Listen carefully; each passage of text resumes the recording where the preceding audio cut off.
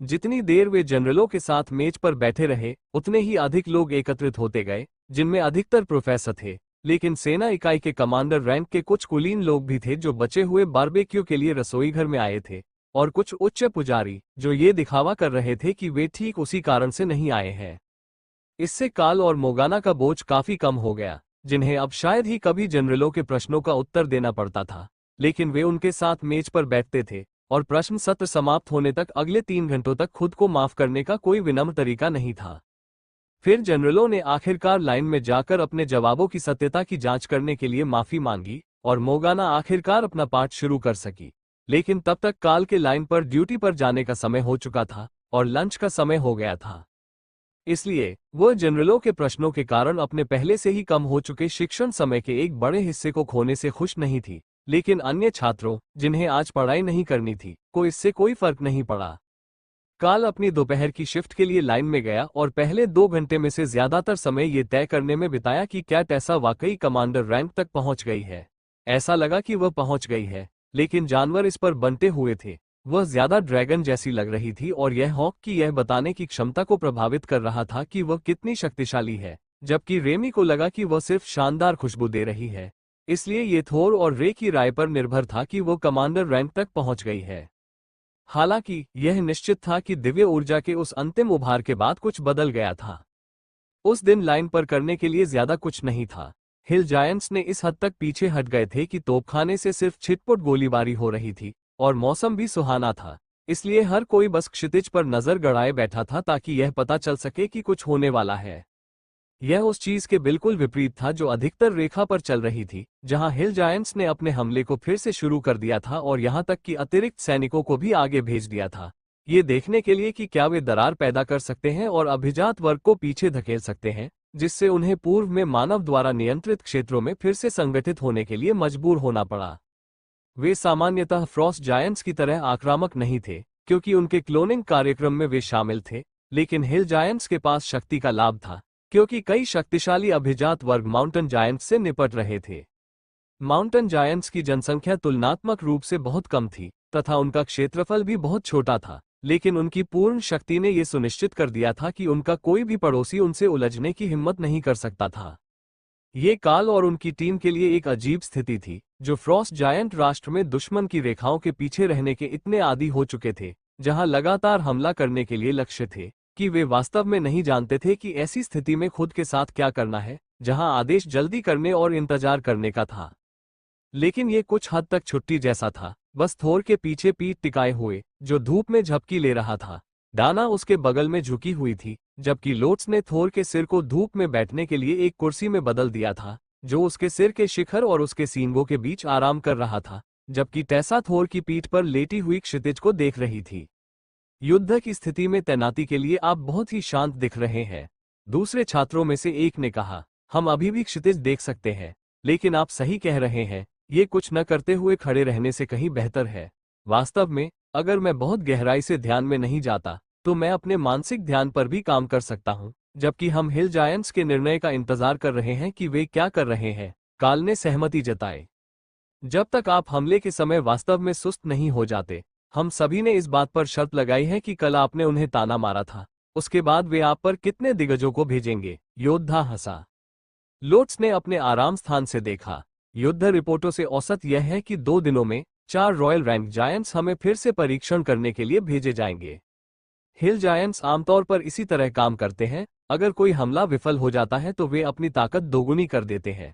लेकिन हमें लाइन के अन्य हिस्सों की तुलना में छोटे हमले मिल रहे हैं, इसलिए शायद वे हमें कुछ समय के लिए और छोड़ देंगे। यह कोई ठोस जवाब नहीं लगता, पुजारिन, योद्धा ने मजाक किया। टेसा ने थोर की पीठ से नीचे देखा और हंसी। वो एक प्रकृति पुजारी है, अगर वो कोई भविष्यवाणी करती है, तो वह सच होने की संभावना है, बस इसलिए कि वह झूठी न साबित हो। क्या आप चाहते हैं कि वो कोई ठोस जवाब दे? योद्धा ने अपना सिर हिलाया। मैं ईश्वरीय कृपा को ध्यान में रखना भूल गया। हमें पूरा सप्ताह छुट्टी पाने के लिए क्या मारना होगा? उन सभी को और कुछ लोगों को जो सौभाग्य के लिए औसत से थोड़े लंबे हैं, उन्हें ये करना चाहिए, राय ने सुझाव दिया। काल धीरे से हंसा और पुजारी ने उत्तर के लिए उसकी ओर मुड़ी। राय ने सभी बातें कही हैं, उन्होंने समझाया। 1 हफ्ते की छुट्टी? योद्धा ने पूछा। हाँ, मुझे लगता है कि उसने पादरी की कार्यकुशलता को कम करके आंका है। अगर हम वास्तव में ऐसा कर पाए तो वे हमें 3 दिनों से ज्यादा समय में रिपोर्ट भरने के लिए कहेंगे। हमें 1 हफ्ते की छुट्टी मिलना किसी भी तरह संभव नहीं है, काल ने जवाब दिया। लोट्स ने उसे घूरकर देखा। तुम्हें पता है, तुम्हारा हाथ ठीक होने के दौरान कैथेड्रल में सभी कागजी कार्रवाई में उलझे रहने के लिए तुम अभी भी हमारे ऋणी हो। यह मेरी गलती नहीं थी, वे मुझसे अस्पताल में भी लिखवा सकते थे, क्योंकि मेरी कलम वाली भुजा अभी भी काम कर रही थी। टेसा हंसी। क्या तुम भूल गए कि तुम्हारे गोफन में एक जहरीला सांप था? आधे कर्मचारी तुम्हारे कमरे में आने से डर रहे थे कि कहीं रेमी उन्हें न काट ले। रेमी जब अपने कमरे से बाहर निकली और देखने लगी कि कौन उसके बारे में बात कर रहा है, तो डाना मुस्कुराई। वो अंदर से अच्छी तरह से समझ सकती थी कि उनके आसपास क्या चल रहा है, लेकिन यहाँ धूप में अपनी आंखों से देखना किसी तरह बेहतर था। वो काल के ऊपर चढ़ गई और थोर के खुरदुरे तराजू को पार करके उसके सीन के चारों ओर लिपट गई, जहां लोट्स उसके सिर को सहला सकता था। हॉक धीरे धीरे उनके ऊपर बढ़ रहा था, और रे को सीधे सूर्य के प्रकाश की अपेक्षा अपने स्थान के अंधेरे में अधिक खुशी महसूस हो रही थी। इसलिए वे रात्रि भोजन तक ऐसे ही रहे, जब पारी फिर बदल गई और पहली रात्रि पारी ने उनका कार्यभार संभाल लिया। काल ने जब दाना को खड़े होने में मदद की तो उसने आह भरी। आप जानते हैं, ये वास्तव में अपेक्षा से अधिक उत्पादक था। मैंने बहुत सारा ध्यान किया। काल ने सिर हिलाया। हाँ, ऊर्जा निर्माण के लिए यह एक अच्छा दिन रहा है। हमें इन दिनों ठीक से ध्यान करने और मानसिक शक्ति बनाने के लिए पर्याप्त समय नहीं मिलता है, और यही वो चीज है जो जानवरों की प्रगति को रोक रही है। बस थोड़ा और हम छोटी मिस रेमी को कमांडर रैंक तक पहुंचा सकते हैं और टीम को संतुलित कर सकते हैं। वो सबसे नई सदस्य है, इसलिए उसे दूसरों से आगे निकलने के लिए सबसे ज्यादा काम करना होगा, लेकिन उसमें अच्छी क्षमता है। मुझे लगता है कि वो सभी को पीछे छोड़ सकती है। रेमी ने थोर के सीन के आसपास अपनी जगह से खुशी से सिर हिलाया और फिर लोट्स के लबादे में गायब हो गई और फिर एक हिप पॉकेट से फिर से प्रकट हुई। रेमी, तुम क्या कर रहे हो? काल ने ऊंची आवाज में पूछा। यहाँ गर्मी है और मैं आपके पास आकर गंदा नहीं होना चाहता था। आप जानते हैं, आप थोर के हॉर्न पर रह सकते थे। वो जल्द ही अपने पूल में झपकी लेने जा रहा है। वो हमेशा शिफ्ट के बाद ऐसा करता है। लोट्स को इससे कोई ऐतराज नहीं था।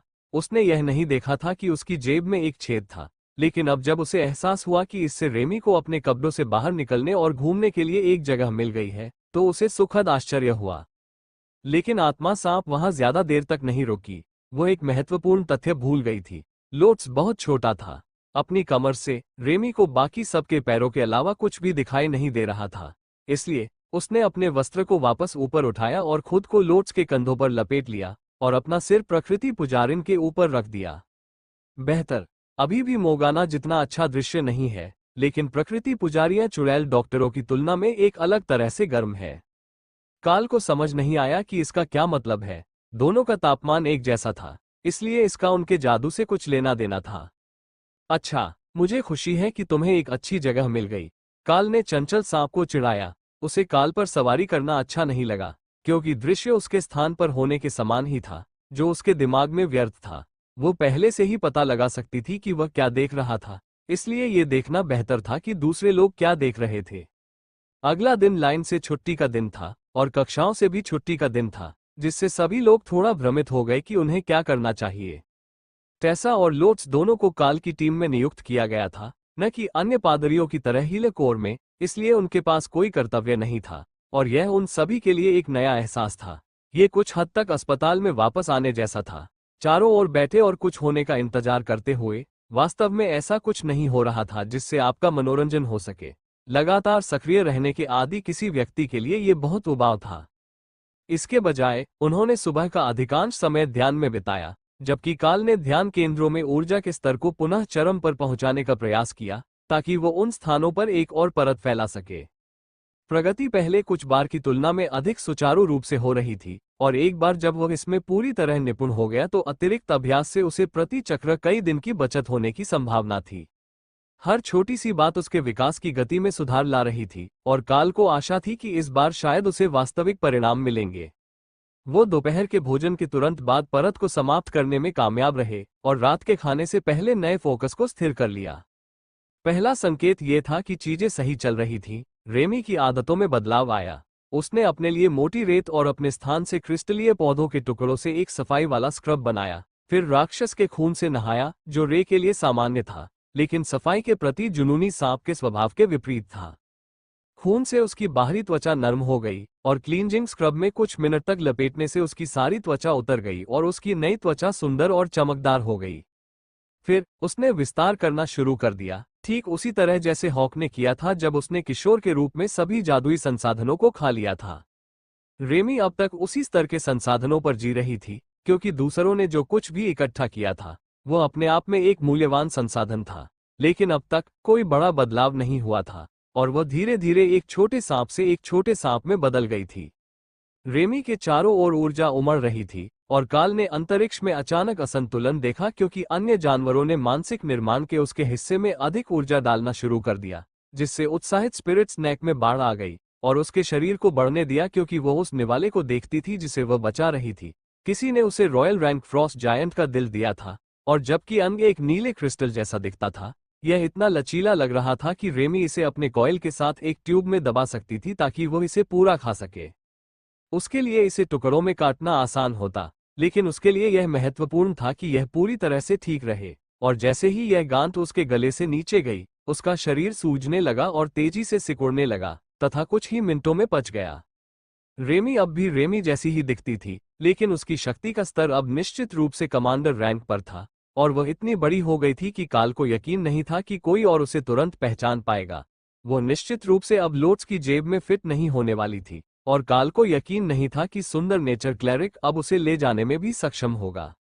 रेमी का वजन भले ही 20 किलो था, लेकिन अब वो 3 मीटर की ठोस मांसपेशियों वाली हो गई थी और बेसबॉल बैट जितनी मोटी थी।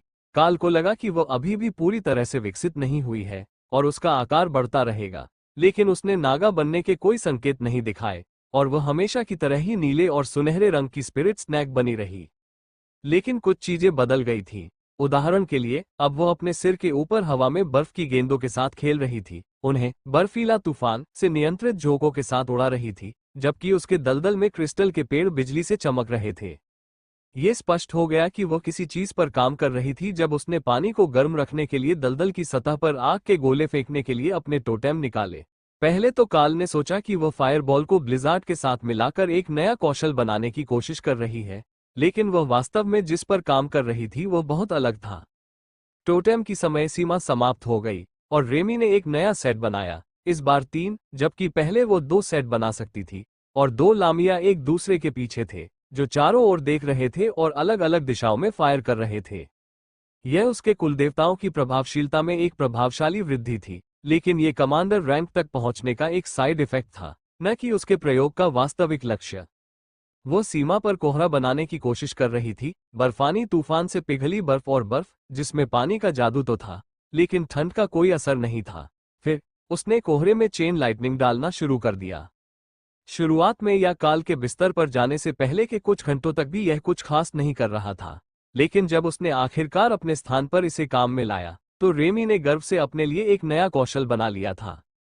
तूफान जादुई बारिश करता था जो जिस चीज पर गिरती थी उसे खा जाती थी, पानी के जादू का इस्तेमाल करके उसे भेद कर टुकड़े टुकड़े कर देती थी, जबकि बादल से बेतरतीब बिजली गिरती थी। हॉक प्रभावित नहीं हुआ। और पानी क्यों? उसने पूछा, यह निश्चित रूप से कि वह अपने बर्फीले तूफान से एक उचित आग का तूफान बनाने की योजना बना रही थी। पानी बिजली को खुश करता है, देखो ये गीली चीजों पर कितनी अच्छी तरह फैलती है। रेमी ने जवाब दिया, काश कोई ऐसी जगह होती जहां वह इसका ठीक से परीक्षण कर पाती। लेकिन पिछले कुछ दिनों में उन पर किसी ने हमला नहीं किया था और बीच कहीं पर भी तूफानी बादल बनाना मूर्खतापूर्ण ही प्रतीत होगा। इसलिए उसने कुछ देर के लिए अपने घर में बारिश करवाकर खुद को संतुष्ट कर लिया। पूरी रात, वास्तव में, जब तक वह पानी का तापमान बदलने का अभ्यास करती रही, ताकि यह बर्फ का स्नान या आरामदायक शौव बन सके। अगली सुबह भी कुछ ऐसा ही था, सिवाय इसके कि लाइन पर उनकी शिफ्ट थी। वे अभी भी ध्यान कर रहे थे और अपनी शक्ति को स्थिर करने पर काम कर रहे थे। केवल अब उन्होंने इसे एक अच्छी घास वाली जगह पर किया, जहां हर कोई थोर के खिलाफ झुक सकता था। तकनीकी रूप से वे अभी भी अपनी स्थिति में थे, क्योंकि सेरो और क्लेरिक्स अपने गठन के मध्य में थे, इसलिए किसी ने उन्हें इस बारे में कोई परेशानी नहीं दी, जबकि हॉक ये देखने के लिए आकाश में चक्कर लगा रहा था कि सभी हिल जायंट्स कहां चले गए हैं। काल ने उसे आदेश दिया था कि वह अपने समूह से अपनी नजर न हटाए, इसलिए वह ज्यादा दूर नहीं जा सका और उसकी दृष्टि सीमा में कहीं भी कोई हिल जायंट्स नहीं थे, सिवाय उन लोगों के जो लाइन से दर्जनों किलोमीटर नीचे हमला कर रहे थे।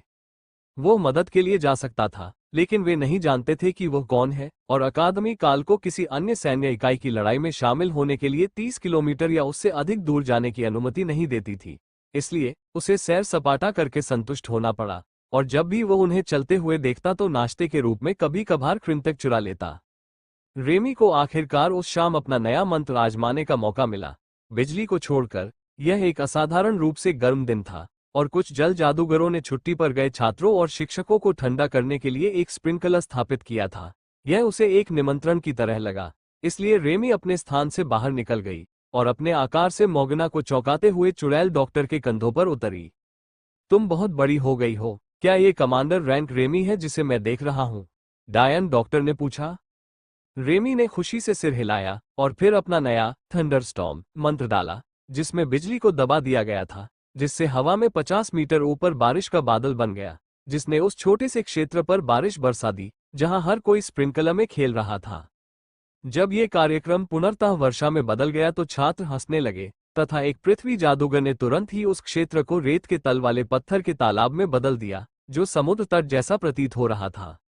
रेमी के जादू में जिस तरह से बारिश हो रही थी, भले ही वो रुकी हुई थी ताकि किसी को नुकसान न पहुंचे, पूल तुरंत भर जाएगा और फिर उन्हें गर्मी से बचने के लिए आराम करने की जगह मिल जाएगी। मोगाना भीगने के डर के बिना बस उनके साथ शामिल होने ही वाली थी, जब एक ऊंची लड़कियों जैसी चीख ने उसके कान के पर्दे लगभग फाड़ दिए। सांप! लड़का चिल्लाया। अरे, ये सांपों से डरने वाला आदमी है। मुझे लगता है कि उसने पेशाब कर दिया है, रेमी ने काल को बताया। वो आतंक के प्रदर्शन से घृणा करने के बजाय बहुत खुश था। उसे बहुत ज्यादा मत डराओ, उन्हें अभी भी काम करने के लिए उसकी जरूरत है। मोगाना ने रेमी की ठुड्डी के नीचे हाथ फेरा, जबकि सांप आगे बढ़ा और लड़के को बेहतर तरीके से देखने लगा, जो फिर से डर से कांप रहा था। वह घबराहट में जम गया, और फिर रेमी ने आगे बढ़कर अपना सिर उसकी नाक से टकराया, फिर मोगाना की बाहों में वापस चली गई। मैंने उसे एक दोस्ताना बूप देने की कोशिश की, लेकिन मुझे नहीं लगता कि यह काम कर गया। एक क्षण के लिए वहां अफरा तफरी मच गई, क्योंकि सभी को चिंता हुई कि कहीं किसी छात्र पर स्पिरिट स्नैक ने हमला तो नहीं कर दिया। लेकिन जो लोग काफी नजदीक थे, उन्होंने देखा था कि रेमी ने सावधानीपूर्वक उसकी नाक पर वार किया था और जानते थे कि वह वास्तव में घायल नहीं हुआ था, बल्कि केवल घबरा गया था और उसकी सांसें तेज चल रही थीं। झूठी चेतावनी सभी! सांप ने बस उसके सिर पर वार किया और उसे घबरा दिया। छात्रों में से एक ने चिल्लाया। तभी एलिट ये देखने के लिए दौड़े कि खतरा क्या है। अन्य अध्यापकों में से एक ने रेमी को एक क्षण तक घूर कर देखा, जबकि सांप भी उसे घूर रहा था। क्या वो रेमी है? मुझे याद है कि वो उससे बहुत छोटी थी, या वो किसी कौशल के प्रभाव में है? जादूगर ने आखिरकार पूछा। वो कमांडर रैंक तक पहुंच गई थी और चाहती थी कि मैं उसे दोपहर के लिए घुमाऊं, ऐसा लगता है। कम से कम जब वो मेरे कंधों पर दिखाई दी तो मुझे यही लगा, मोगाना ने बताया। मुझे पता है कि आप काल के सलाहकार हैं, लेकिन आपको उसके पालतू जानवरों को उसके साथ इधर उधर ले जाने की जरूरत नहीं है, एक शिक्षक ने मजाक में कहा। रेमी ने मोगाना को घेरा ताकि वो देख सके कि कौन अधिक स्पष्ट रूप से बात कर रहा था, और शिक्षक हंसा। ऐसा लगता है कि वह मुझे उसकी पसंद पर सवाल उठाने के लिए जज कर रही है। मैं समझ सकता हूं कि वह मिट्टी में यात्रा क्यों नहीं करना चाहती, लेकिन फिर भी क्या वह आपके कंधों पर ले जाने के लिए थोड़ी बड़ी नहीं हो रही है? उसने पूछा। उसके बगल में बैठा छात्र हंसा। वो नजर निश्चित रूप से अपमानजनक है। मुझे लगता है कि उसने इसे इस तरह लिया कि आपने उसे मोटा कहा। छात्र हंस पड़े जब उन्हें एहसास हुआ कि वास्तव में रेमी यही चाहती थी, और सांप को इस बात का कोई अंदाजा नहीं था कि जब वह 1/3 लंबाई की थी, तब की तुलना में अब उसका वजन कितना अधिक है। ठीक है, हमें कम से कम बारिश के लिए तो उसका शुक्रिया अदा करना चाहिए। यहाँ इतनी गर्मी है कि मैं सोचने लगा हूँ कि मौसम में क्या गड़बड़ है, एक छात्र ने आगे कहा। रेमी ने सोचा कि यह अच्छी बात है। उसे पता था कि अब सर्दी करीब आ गई है, या शायद सर्दी के बीच में। उसे वास्तव में नहीं पता था कि मौसम कितने लंबे समय तक चलते हैं। इसके अलावा वे पहाड़ियों में थे, और यहाँ का मौसम ज्यादातर जगहों से ज्यादा ठंडा होना चाहिए था। ये फ्रॉस्ट जायंट राष्ट्र से बहुत बेहतर था, लेकिन वे अपनी सीमाओं से बहुत दूर नहीं थे, इसलिए यह इतना गर्म नहीं होना चाहिए, उसने सोचा। समस्या ये थी कि काल के माध्यम से जाने के बिना उसके पास अपनी बात कहने का कोई तरीका नहीं था। उसे नए मंत्र सीखने में मजा आने लगा था, लेकिन अनजान इंसानों से संवाद करना सीखना अभी भी बहुत ज्यादा काम लग रहा था। लेकिन बहुत कम परिणाम मिल रहे थे। उसने सोचा कि मोगाना के लिए कोई खास तरीका होना चाहिए। वो सिर्फ समूह के लोगों से ही बात करना चाहती थी, लगभग हमेशा, और अभी सिर्फ मोगाना से ही बात करना चाहती थी। तो उसे पूरी लिखित भाषा क्यों सीखनी पड़ी? उसने अक्षर पढ़ना सीख लिया था और उसने काल को पहले भी अक्षर बनाते देखा था, लेकिन उसके पास हाथ नहीं थे। और यद्यपि उसका पानी पर जन्मजात नियंत्रण इतना अच्छा था कि वह भाला पकड़ सके, लेकिन इससे सुपाठ्य अक्षर नहीं बन पाते थे। इसके अलावा वो रून के केवल कुछ ही शब्दों को जानती थी, निश्चित रूप से खुद को ठीक से व्यक्त करने के लिए पर्याप्त नहीं। रेमी को यह एहसास नहीं था कि वो जो किताबें पढ़ रही थी वे केवल मंत्र पुस्तकें और कौशल तथा इतिहास से संबंधित अन्य रहस्यमयी पुस्तकें थीं, इसलिए उनमें से कोई भी अधिक सरल आधुनिक आम भाषा में नहीं लिखी गई थी। उनकी सुकून भरी शाम अचानक तोपखाने की गड़गड़ाहट से बिखर गई, जो पूरे दिन शांत थी और कोई लक्ष्य सीमा में नहीं था। फिर हमले का अलार्म बज उठा और मोगाना लाइन की ओर मुड़ी। रेमी को काल के पास वापस लाने के लिए तैयार हो गई ताकि वे युद्ध के लिए कम संख्या में न रहें। ऐसा नहीं है कि वे एक दूसरे से बहुत दूर होंगे, क्योंकि मोगाना युद्ध के लिए उसके साथ तैनात थी, लेकिन काल अपने जानवरों को एक साथ काम करने का आदेश दे सकता था, इसलिए उसने मान लिया कि वो उन सभी को वापस चाहेगा। रेमी युद्ध के बारे में उत्साहित हो रही थी, क्योंकि उसे पहली बार अपने नए कौशल और कमांडर रैंक की आक्रमण शक्तियों को आजमाने का मौका मिलेगा। जब उसने पूल के लिए बारिश की तो हर कोई उत्साहित था, इसलिए जब वह युद्ध के लिए पूरी तरह से तूफान लाएगी तो वे निश्चित रूप से उत्साहित होंगे। लेकिन वो जायंट्स को नहीं देख सकी, यहां तक कि मोगाना के सिर से ऊपर सिर उठाकर भी नहीं। मुझे भी नहीं पता कि वे कहाँ हैं, लेकिन उन्हें आना चाहिए, मोगाना ने उसे आश्वस्त करते हुए कहा, उसकी दिखावटी उत्तेजना को युद्ध की उत्सुकता समझकर। मोगाना को यह भी पता नहीं था कि निराशा की लहर इसलिए आई क्योंकि हॉक ने रिपोर्ट की थी कि हिल जायंट्स लाइन के इस छोर पर नहीं आ रहे थे, बल्कि तोपखाने और छात्रों के पीछे के समूह पर हमला करने के लिए उनसे आगे बढ़ रहे थे। वे इतने करीब आ गए थे कि यह हमला जैसा लग रहा था, लेकिन उन्होंने अपनी गति धीमी नहीं की थी और वे पहले ही इस फ्लैंक से आगे निकल चुके थे। वो दुखी है कि वो आपको यह नहीं दिखा पाएगी कि उसकी नई थंडरस्टॉर्म क्षमता कितनी शानदार हो सकती है। दिग्गज केवल लाइन के इस छोर से गुजर रहे थे और वे तोपखाने और दूर के हिस्से की ओर जा रहे हैं, काल ने समझाया जब मोगाना ने निराश स्पिरिट स्नैक को सांत्वना दी। ये सबसे बुरी तरह की निराशा है। वो मुझे ये हुनर दिखाने के लिए बहुत उत्साहित थी और अब उसे दिखाने के लिए कुछ भी नहीं है, मोगाना ने सहमति जताई। लेकिन उन्होंने तोपखाने पर हमला करने के लिए अपनी प्रगति नहीं रोकी, बल्कि वे चारों ओर चक्कर लगाते रहे और कुछ खोजते रहे। वे तोपखाने की सीमा से अधिक निकट नहीं पहुंचे तथा रेखा की दृष्टि में भी नहीं आए, इसलिए यदि हॉक की टोही न होती तो काल को लगता कि यह एक गलत चेतावनी थी, जैसा कि अन्य लोगों ने भी सोचा था। अन्य छात्रों को ये याद आने में अधिक समय नहीं लगा कि काल के पास आकाश में एक स्काउट है जो तोप के गोलों से बचते हुए कार्रवाई पर नजर रख रहा होगा। उनके आने में कितना समय लगेगा? योद्धाओं में से एक ने पूछा। यह एक बढ़िया सवाल है। वे लाइन के उस पार चले गए, जैसे कि वे हमला करने के लिए आ रहे थे। फिर वे कुछ ढूंढते हुए वापस आ गए। मुझे नहीं पता कि अब वे क्या करने वाले हैं, काल ने समझाया।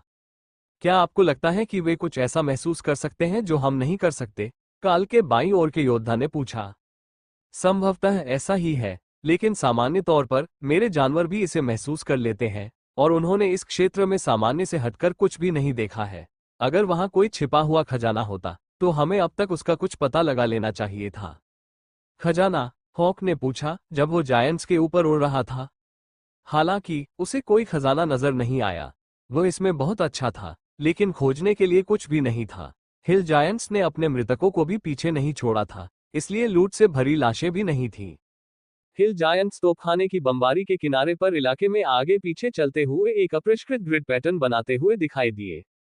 वे निश्चित रूप से खोज रहे थे, लेकिन न तो काल और न ही हॉक ये निर्धारित कर पाए कि वे किस लिए खोज रहे थे, और किसी और के पास कोई सुराग नहीं था, भले ही उन्होंने समझाने की कोशिश की हो। फिर बंदूकें शांत हो गईं क्योंकि हिल जायंट्स सीमा से बाहर चले गए। बाज, थोड़ी देर और खोज करो और देखो कि जब वे यहाँ थे तो क्या जमीन के नीचे कुछ छिपा था।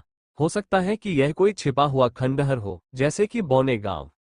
अगर ऐसा है तो वहां कोई चूहे नहीं होंगे, हॉक ने उसे याद दिलाया। काल ने जब जवाब दिया तो उसकी मुस्कुराहट से सभी को पता चल गया कि वो हॉक से बात कर रहा था। कीट नियंत्रण में बौनों जितना अच्छा हर कोई नहीं होता, हो सकता है कि चूहे हों। हॉक और हिल जायंट्स दोनों के लिए ये खोज निरर्थक साबित हुई, क्योंकि वे अगले सप्ताह तक हर दिन लौटते रहे, तोपखाने की सीमा में आने से पहले ही रुकते रहे और हर दिन लाइन के विभिन्न भागों की खोज करते रहे। एक दिन लाइन पर बैठे हुए खाली क्षितिज को देखते हुए टेसा ने थोर की पीठ पर अपनी जगह से काल को देखा। क्या आपको लगता है कि वास्तव में एक हिल जायंट से पूछताछ करना संभव है? मैं वास्तव में जानना चाहती हूँ कि पिछले हफ्ते वे किस चीज की तलाश में थे। शायद ही कोई हमला हुआ हो। वे जो कुछ भी खोज रहे हैं उसे खोजने में इतने व्यस्त हैं, उसने पूछा। उनके सबसे करीब शिक्षक जोर से हंस पड़े। ठीक है, वे आमतौर पर इंसानों की तरह बोलने में सक्षम हैं, लेकिन उन्हें बोलने के लिए राजी करने की संभावना बहुत कम है। हिल जायंट्स को इंसानों की तरह दर्द महसूस नहीं होता, इसलिए आप उन्हें जानकारी के लिए वास्तव में प्रताड़ित नहीं कर सकते, भले ही आपके पास उन्हें रोकने का कोई तरीका हो। काल ने आह भरी। खैर, ये दुर्भाग्यपूर्ण है। मैं वास्तव में जानना चाहता हूं कि उन्हें इस पूरे क्षेत्र की इस तरह से तलाशी लेने के लिए क्या प्रेरित कर रहा है। लेकिन अगर वे ऐसा सिर्फ हमें परेशान करने और पागल बनाने के लिए कर रहे हैं, तो मुझे यकीन नहीं है कि मैं सच स्वीकार कर पाऊंगा। टेसा ने हंसते हुए कहा, मुझे नहीं लगता कि हिल जायंट्स ऐसा करेंगे, लेकिन मैं निश्चित रूप से देख सकती हूं कि आप उनसे पंगा लेने के लिए ऐसा कर रहे हैं। उसकी बात सही थी। अगर काल ऊब जाता तो वे सब उसे ऐसा करते देख सकते थे और प्रकृति पुजारी उसकी मदद करते। उन्हें ये पता लगाने में 2 दिन और लग गए कि हिल जायंट्स वास्तव में क्या कर रहे थे। काल मोगाना के साथ इतिहास की कक्षा में बैठा था, तभी हमले का अलार्म बजा, साथ ही एक दूसरी ध्वनि भी आई, जिससे पता चला कि यह एक बहुत ही जरूरी हमला था। अगर वे सामान्य दूरी पर इसका पता लगाने में विफल रहे होते, तो ये बेहद अजीब होता, क्योंकि उनका ध्यान किसी चीज से नहीं भटका था। इसलिए इसका मतलब ये था कि वे पहले से ही हमला कर रहे थे और उम्मीद से पहले ही यहां पहुंच जाएंगे। काल ने अपनी कुर्सी से उठते ही अपनी अधिक आरामदायक वर्दी को उतारकर कवच पहन लिया और कक्षा के जादूगर अपने अपने निर्धारित स्थानों की ओर बिखरने लगे। काल ने हॉक को कक्षा से बाहर निकलते ही छोड़ दिया और तुरंत ही उसके मन में उत्साहपूर्ण बकबक शुरू हो गई। यह एक बुफे है, एक मोबाइल बुफे हमारी ओर आ रहा है। इसमें बड़े बड़े चूहे, गुस्सैल थोर और सींग वाले मांस और यहाँ तक कि सुअर भी है। गुस्साए थोर, भगदड़ में लाइटनिंग सेरो भी है? काल ने पूछा। नहीं, शल्कदार, लेकिन 2 पैरों वाले और क्रोधित। वे अपने पास आने वाली चीजों पर हमला करते रहते हैं। जब काल अपने स्थान पर पहुंचा तो उसे अग्रिम मोर्चे का वास्तविक आतंक स्पष्ट हो गया। पहाड़ी दिग्गजों ने कल इलाके की तलाशी लेने का नाटक करते हुए जगह जगह चारा के बैग गिरा दिए थे और राक्षस एक से दूसरे की ओर दौड़ रहे थे, उन तक पहुंचने की कोशिश कर रहे थे। लेकिन एक बार जब वे काफी करीब पहुंच जाते तो उन्हें इंसानों की गंध आ जाती और वह चारा का आखिरी बैग होता जिससे राक्षसों में भगदड़ मच जाती। वे इतने सारे जीवों को एक स्थान पर कैसे एकत्रित करने में सफल हुए, यह एक रहस्य था, लेकिन इसमें संभवतः बहुत अधिक मेहनत लगी होगी, क्योंकि हाल ही में उन्होंने बहुत कम ही विशालकाय जीवों को देखा था। वहां हजारों राक्षस थे, शायद दसियों हजार। जहां तक हॉक देख सकता था, क्षितिज पर राक्षस थे जो मानव पंक्तियों की ओर बढ़ रहे थे। आज सिर्फ अकादमी वाला हिस्सा ही नहीं बल्कि उसके 50 किलोमीटर के अंदर का हर हिस्सा भी प्रभावित हुआ। इस आमद की तुलना में पिछले सभी हमले बच्चों के खेल जैसे लग रहे थे। लेकिन उससे भी बुरी बात यह है कि एक बार जब वे राक्षसों से निपट चुके थे और थक चुके थे, तो उन्हें हिल जायंट्स की ओर से पूरी तरह से आक्रमण देखने की संभावना थी। समझ गया, मैं मोगाना के साथ रहूंगा, वो लड़ाई में नाश्ता लाती है। 10:19 तोपखाना दल उग्रता से गोलीबारी कर रहा था, जिससे कई कमजोर राक्षस नष्ट हो रहे थे और अनजाने में राक्षसों को आगे खींचने के लिए अधिक चारा तैयार हो रहा था। लेकिन हॉक के पास उनके लिए और भी बुरी खबर थी। जमीन पर रहने वाले लोगों के पीछे उड़ने वाले राक्षसों का एक बहुत बड़ा झुंड था, जो कमजोर लोगों को मार रहा था। वे भी क्रोधित थे और हॉक के विचार से कहीं ज्यादा आक्रामक तरीके से काम कर रहे थे। मोगाना, उनसे कहो कि वे विमान रोधी तोपों के लिए गोला बारूद अवश्य बचाकर रखें। भगदड़ के पीछे उड़ते हुए राक्षसों का एक विशाल झुंड है, काल ने फुसफुसाते हुए कहा जब वे अपनी स्थिति में आ गए। सभी अध्यापकों के पास रेडियो थे तथा वे यूनिट लीडर के रूप में कार्य कर रहे थे, क्योंकि वे इस तरह के हमले के लिए लाइन पर एक दूसरे की सुनने की सीमा के भीतर तैनात थे। अपना संदेश भेजने से पहले उसने चुपचाप सिर हिलाया और काल ने विचार किया कि इस प्रकार के शत्रु के विरुद्ध किस प्रकार की रणनीति कारगर हो सकती है। रेमी, अपने नए कौशल को आजमाने का समय आ गया है। क्या तुम इसे वापस उस जगह तक फेंक सकते हो जहां राक्षस हैं? काल ने पूछा। रेमी अपने स्थान से बाहर निकली और टेसा के पास पहुंची, जिसे थोर के पीछे से सबसे अच्छा दृश्य दिखाई दे रहा था। शायद मैं इसे बड़ा और दूर तक ले जाऊंगा, तूफानी बादल बढ़ने लगे, और जैसे ही बारिश राक्षसों के अगले छोर पर गिरी, बिजली की पहली कुछ चमक जमीन पर गिरी। बिल्कुल सही, हम चाहते हैं कि वे सभी इसके माध्यम से भागें, इसलिए यदि आप इसे पूरी लड़ाई में वहीं रख सकते हैं, जितना संभव हो उतना चौड़ा, आपको बस इतना ही करने की आवश्यकता है, काल ने निर्देश दिया। समझ गया, मैं मोगाना के साथ रहूंगा, वो लड़ाई में नाश्ता लाती है। हॉक निश्चित रूप से अब छोटे नहीं रहे सांप पर बुरा प्रभाव डाल रहा था, लेकिन उसे जल्द ही एहसास हो गया कि छोटे पॉकेट स्नैक्स एक बड़े स्पिरिट स्नैक की भूख को शांत करने के लिए पर्याप्त नहीं थे, और शायद उसका आकर्षण खत्म हो जाएगा। लेकिन मोगाना रेमी के आगमन के लिए तैयार थी, और उसने अपनी छड़ी पहले से ही मिट्टी में गाड़ दी थी, ताकि रेमी रैंकर ऊपर आ सके, ताकि वो और भी बेहतर दृश्य देख सके, और लड़ाई के लिए अपना सारा भार डायन डॉक्टर पर न डाल दे। राक्षस अब उस स्थान के करीब पहुंच रहे थे जहां दानवों ने चारा रखा था, और उन्होंने वहां बड़ी संख्या में मनुष्यों को देखा जो उनकी जादुई रूप से उत्तेजित भूख को शांत कर सकते थे। वे चारा की थैलियों से भूखे थे और क्रोधित थे, उनकी सामान्य बुद्धि पर काबू पाने और उन्हें अभिजात वर्ग पर हमला करने के लिए प्रेरित करने के लिए यह एकदम सही संयोजन था। भाले ऊपर उठाओ, प्रभाव के लिए तैयार रहो, अनुभाग कमांडर ने आदेश दिया। योद्धाओं ने अपने भाले उठा लिए, और थोर ने अपनी टीम के ऊपर अवरोध खड़ा कर दिया, जिसमें मोगाना और कर्नल विल्क्स के अधीन समूह भी शामिल था, जो कि डिफ़ॉल्ट रूप से उसकी टीम थी, क्योंकि वे उसके ठीक बगल में थे और उसी इकाई से जुड़े थे। बड़े जानवर करीब आ गए थे, क्योंकि छोटे मांसाहारी जानवरों ने अति आक्रामक विशालकाय छिपकलियों और जानवरों से पीछे रहना चुना था, जो स्वाभाविक रूप से उन्हें भोजन मानते थे। टेसा ने लाइन के साथ साथ अन्य युद्ध पादरियों के साथ भालों पर पवित्र आशीर्वाद को सक्रिय किया। धातु के सिर सुनहरे प्रकाश से चमक रहे थे, हमलावरों की मोटी खाल को काटने के लिए तैयार थे, लेकिन राक्षसों को इसकी परवाह नहीं थी। दूरी पर हमला करने वाले, शुरू हो जाओ। काल ने अपना धनुष उठाया और आगे की पंक्तियों में चेन लाइटनिंग फायर किया।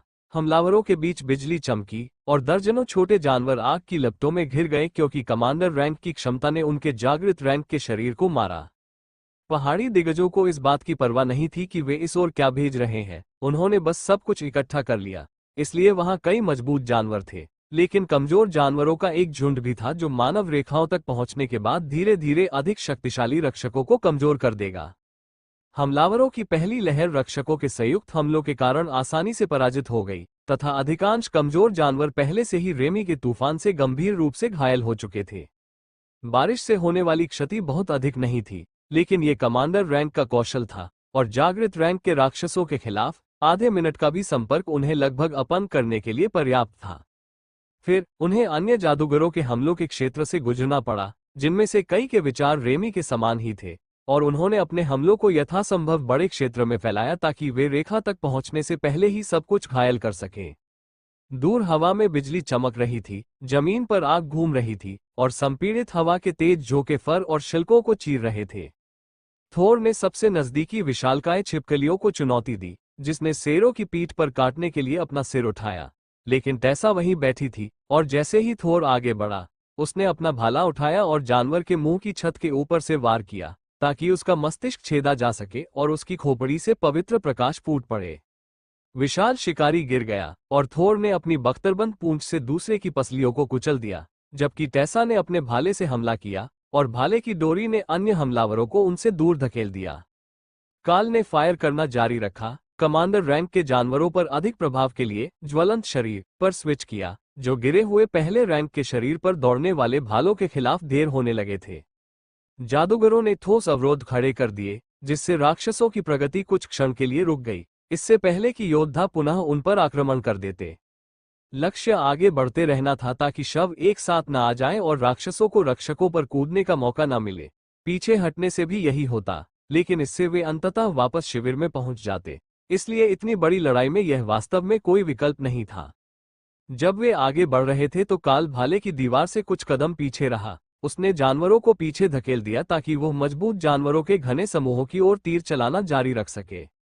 पहाड़ी दिग्गजों के विपरीत, इनमें से अधिकांश जानवरों के पास कोई रक्षात्मक जादू नहीं था, इसलिए चल रहे आक्रमण मंत्र उनके लिए विनाशकारी थे, विशेष रूप से उनके क्रोधित और भूखे अवस्था में, जहां वे गिरे हुए लोगों के शवों पर दावत करने के लिए आक्रमण क्षेत्र के अंदर रुक रहे थे।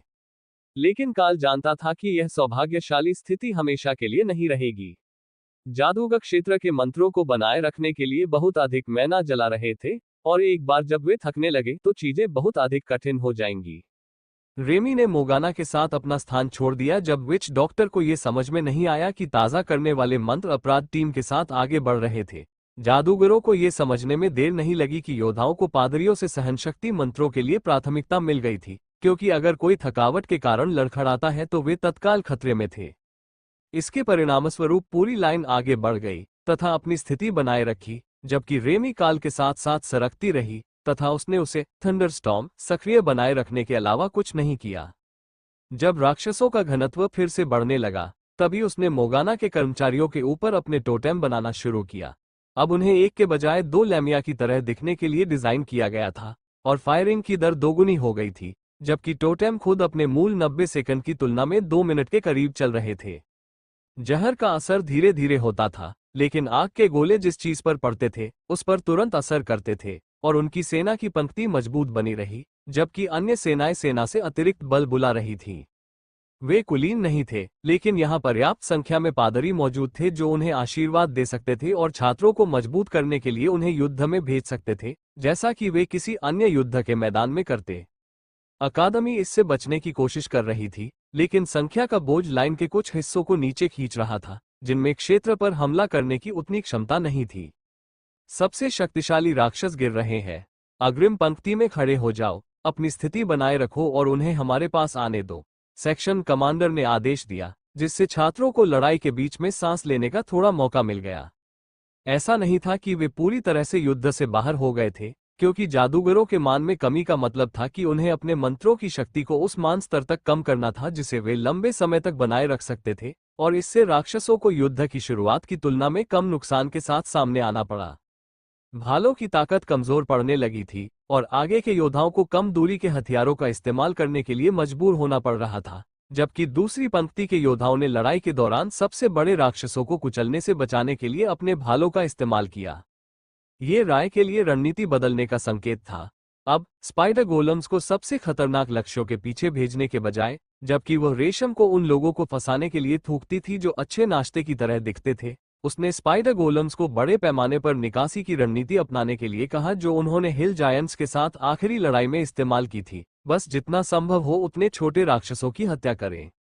स्पाइडर गोलेम के लिए हर उस चीज को मार डालो जो हिलती है कि रणनीति अच्छी तरह से काम कर रही थी, और लाइन वास्तव में कुछ स्थानों पर राक्षसों को पीछे धकेलने में सक्षम थी, लेकिन इससे भी बदतर स्थिति आने वाली थी। होशियार राक्षस क्रोध से पूरी तरह से भस्म नहीं हुए थे, क्योंकि हिल जायंट्स ने चारा का उपयोग करके क्षेत्र पर जादू डाला था, और वे जब तक प्रतिरोध कर सकते थे तब तक क्षेत्र पर हमला करने वाले मंत्रों के पीछे रहे। लेकिन अब वे आगे बढ़ रहे थे, कमजोर जादूगर मंत्रों के माध्यम से आगे बढ़ रहे थे, मनुष्यों को चीरने और उनके विचारों को खा रही जादुई भूख को शांत करने के इरादे से।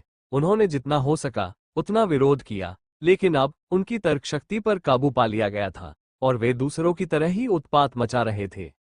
वहां विशालकाय शिकारियों का एक बड़ा समूह था, और एक क्षण के लिए काल को अध्ययन पुस्तकों से उनके नाम याद करने में कठिनाई हुई।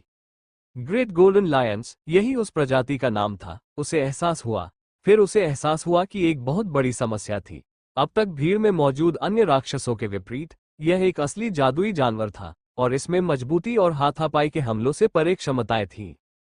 ग्रेट गोल्डन लायन आग उगल सकता था, और अगर वह झुंड अग्रिम पंक्ति में पहुंच जाता तो रक्षकों के लिए हालात क्रूर हो जाते। जादूगरों की बाधाएं लंबे समय तक टिक नहीं पाती, और पादरी योद्धाओं पर जो पवित्र प्रकाश आशीर्वाद डालते थे वह आग की सांसों से ज्यादा वार नहीं झेल पाता। मोगाना, वे चीजें आग उगलती है, मुझे उन्हें लाइन से दूर रखने के लिए आगे बढ़ना होगा, काल ने चुड़ैल डॉक्टर को चिल्लाकर जवाब दिया। अगर आप लाइन से आगे निकल सकते हैं तो अपनी 10 लोगों की टीम लेकर जाइए, हम आपकी रक्षा के लिए जो कुछ भी कर सकते हैं करेंगे, मोगाना ने जवाब दिया। कर्नल विल्क्स का समूह उस उत्तर से बहुत प्रभावित नहीं होगा, लेकिन अतिरिक्त शरीर मदद करेंगे, और जब थोर हमला करेगा तो राक्षस टकराने से बचने के लिए फैल जाएंगे। ये सहज था, और उनके क्रोधित दिमाग युद्ध की रणनीति को नहीं समझते थे।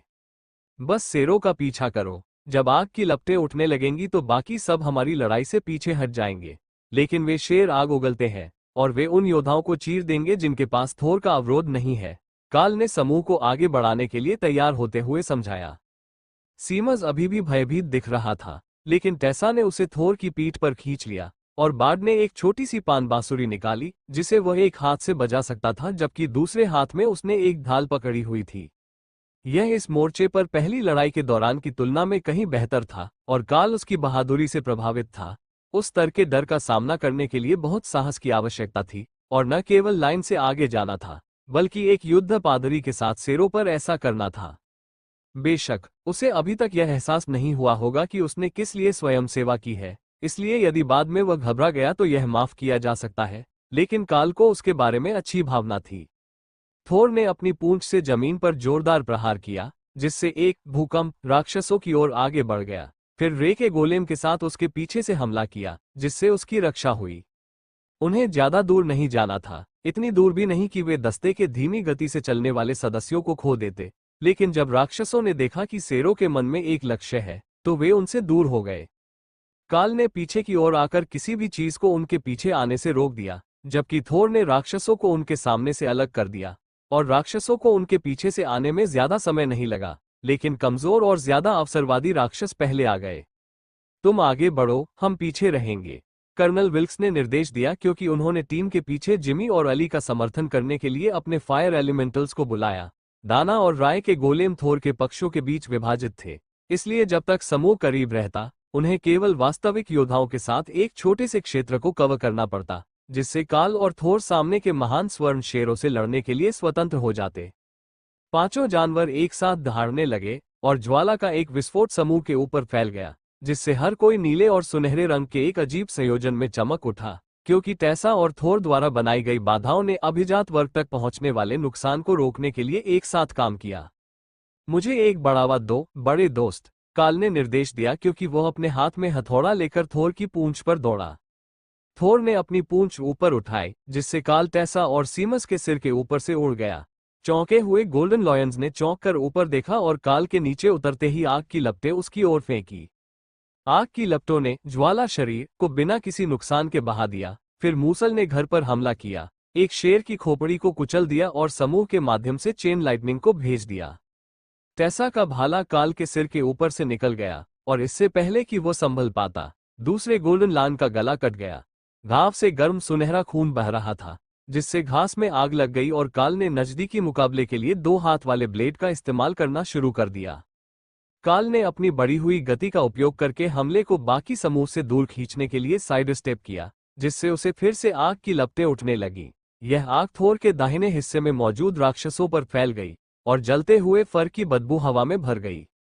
स्वर्ण सिंहों को इसकी कोई परवाह नहीं थी। अन्य राक्षस भोजन के लिए प्रतिस्पर्धा के अलावा कुछ नहीं थे और उन्होंने उन लोगों को खाने का प्रयास करने का साहस किया था जिन्होंने सिंहों से लड़कर उनका अपमान किया था। पंजे ने काल की बाधा को गिरा दिया, क्योंकि उसने अपने ब्लेड के साथ एक और सेट को रोक दिया और थोर से एक और कदम दूर चला गया। यह एकदम सही स्थिति थी, और जबकि काल अपनी बाधा को बनाए रखने के लिए बहुत सारी ऊर्जा खर्च कर रहा था, अब उसके पास सबसे निकटतम गोल्डन लॉयन था जो लाइटनिंग शेरों से दूर था। 2 विशाल सींगों ने जानवर को हवा में उछाल दिया, जहां वो असहाय रूप से टेसा के भाले से घायल हो गया और फिर कई जादुई मिसाइलों और आग के बोल्टों द्वारा टुकड़े टुकड़े कर दिया गया। अब केवल 2 स्वर्ण सिंह और राक्षसों की एक भयभीत भीड़ बची थी, जो अब उन्हें यथासंभव अधिक स्थान दे रही थी। तभी काल थोर के बाएं पार्श्व की ओर लुढ़क गया और अग्नि के एक और झोंके से बच निकला, जिसने दुर्भाग्यपूर्ण भीड़ को और भी अधिक जला दिया। शवों के दबाव के कारण वे युद्ध के बहुत करीब पहुंच गए थे और उन्हें शेरों से भी उतनी ही बुरी तरह से कष्ट हो रहा था जितना कि मनुष्यों से। जब ओफेलिया ने उग्र दहाड़ के साथ काल का साथ दिया तो महान स्वर्ण सिंह पीछे हटने को मजबूर हो गए। वे उग्र वेबिया से अब भी बड़े थे, लेकिन इतने भी नहीं कि वे उसकी कच्ची ताकत को कम आंक सकें।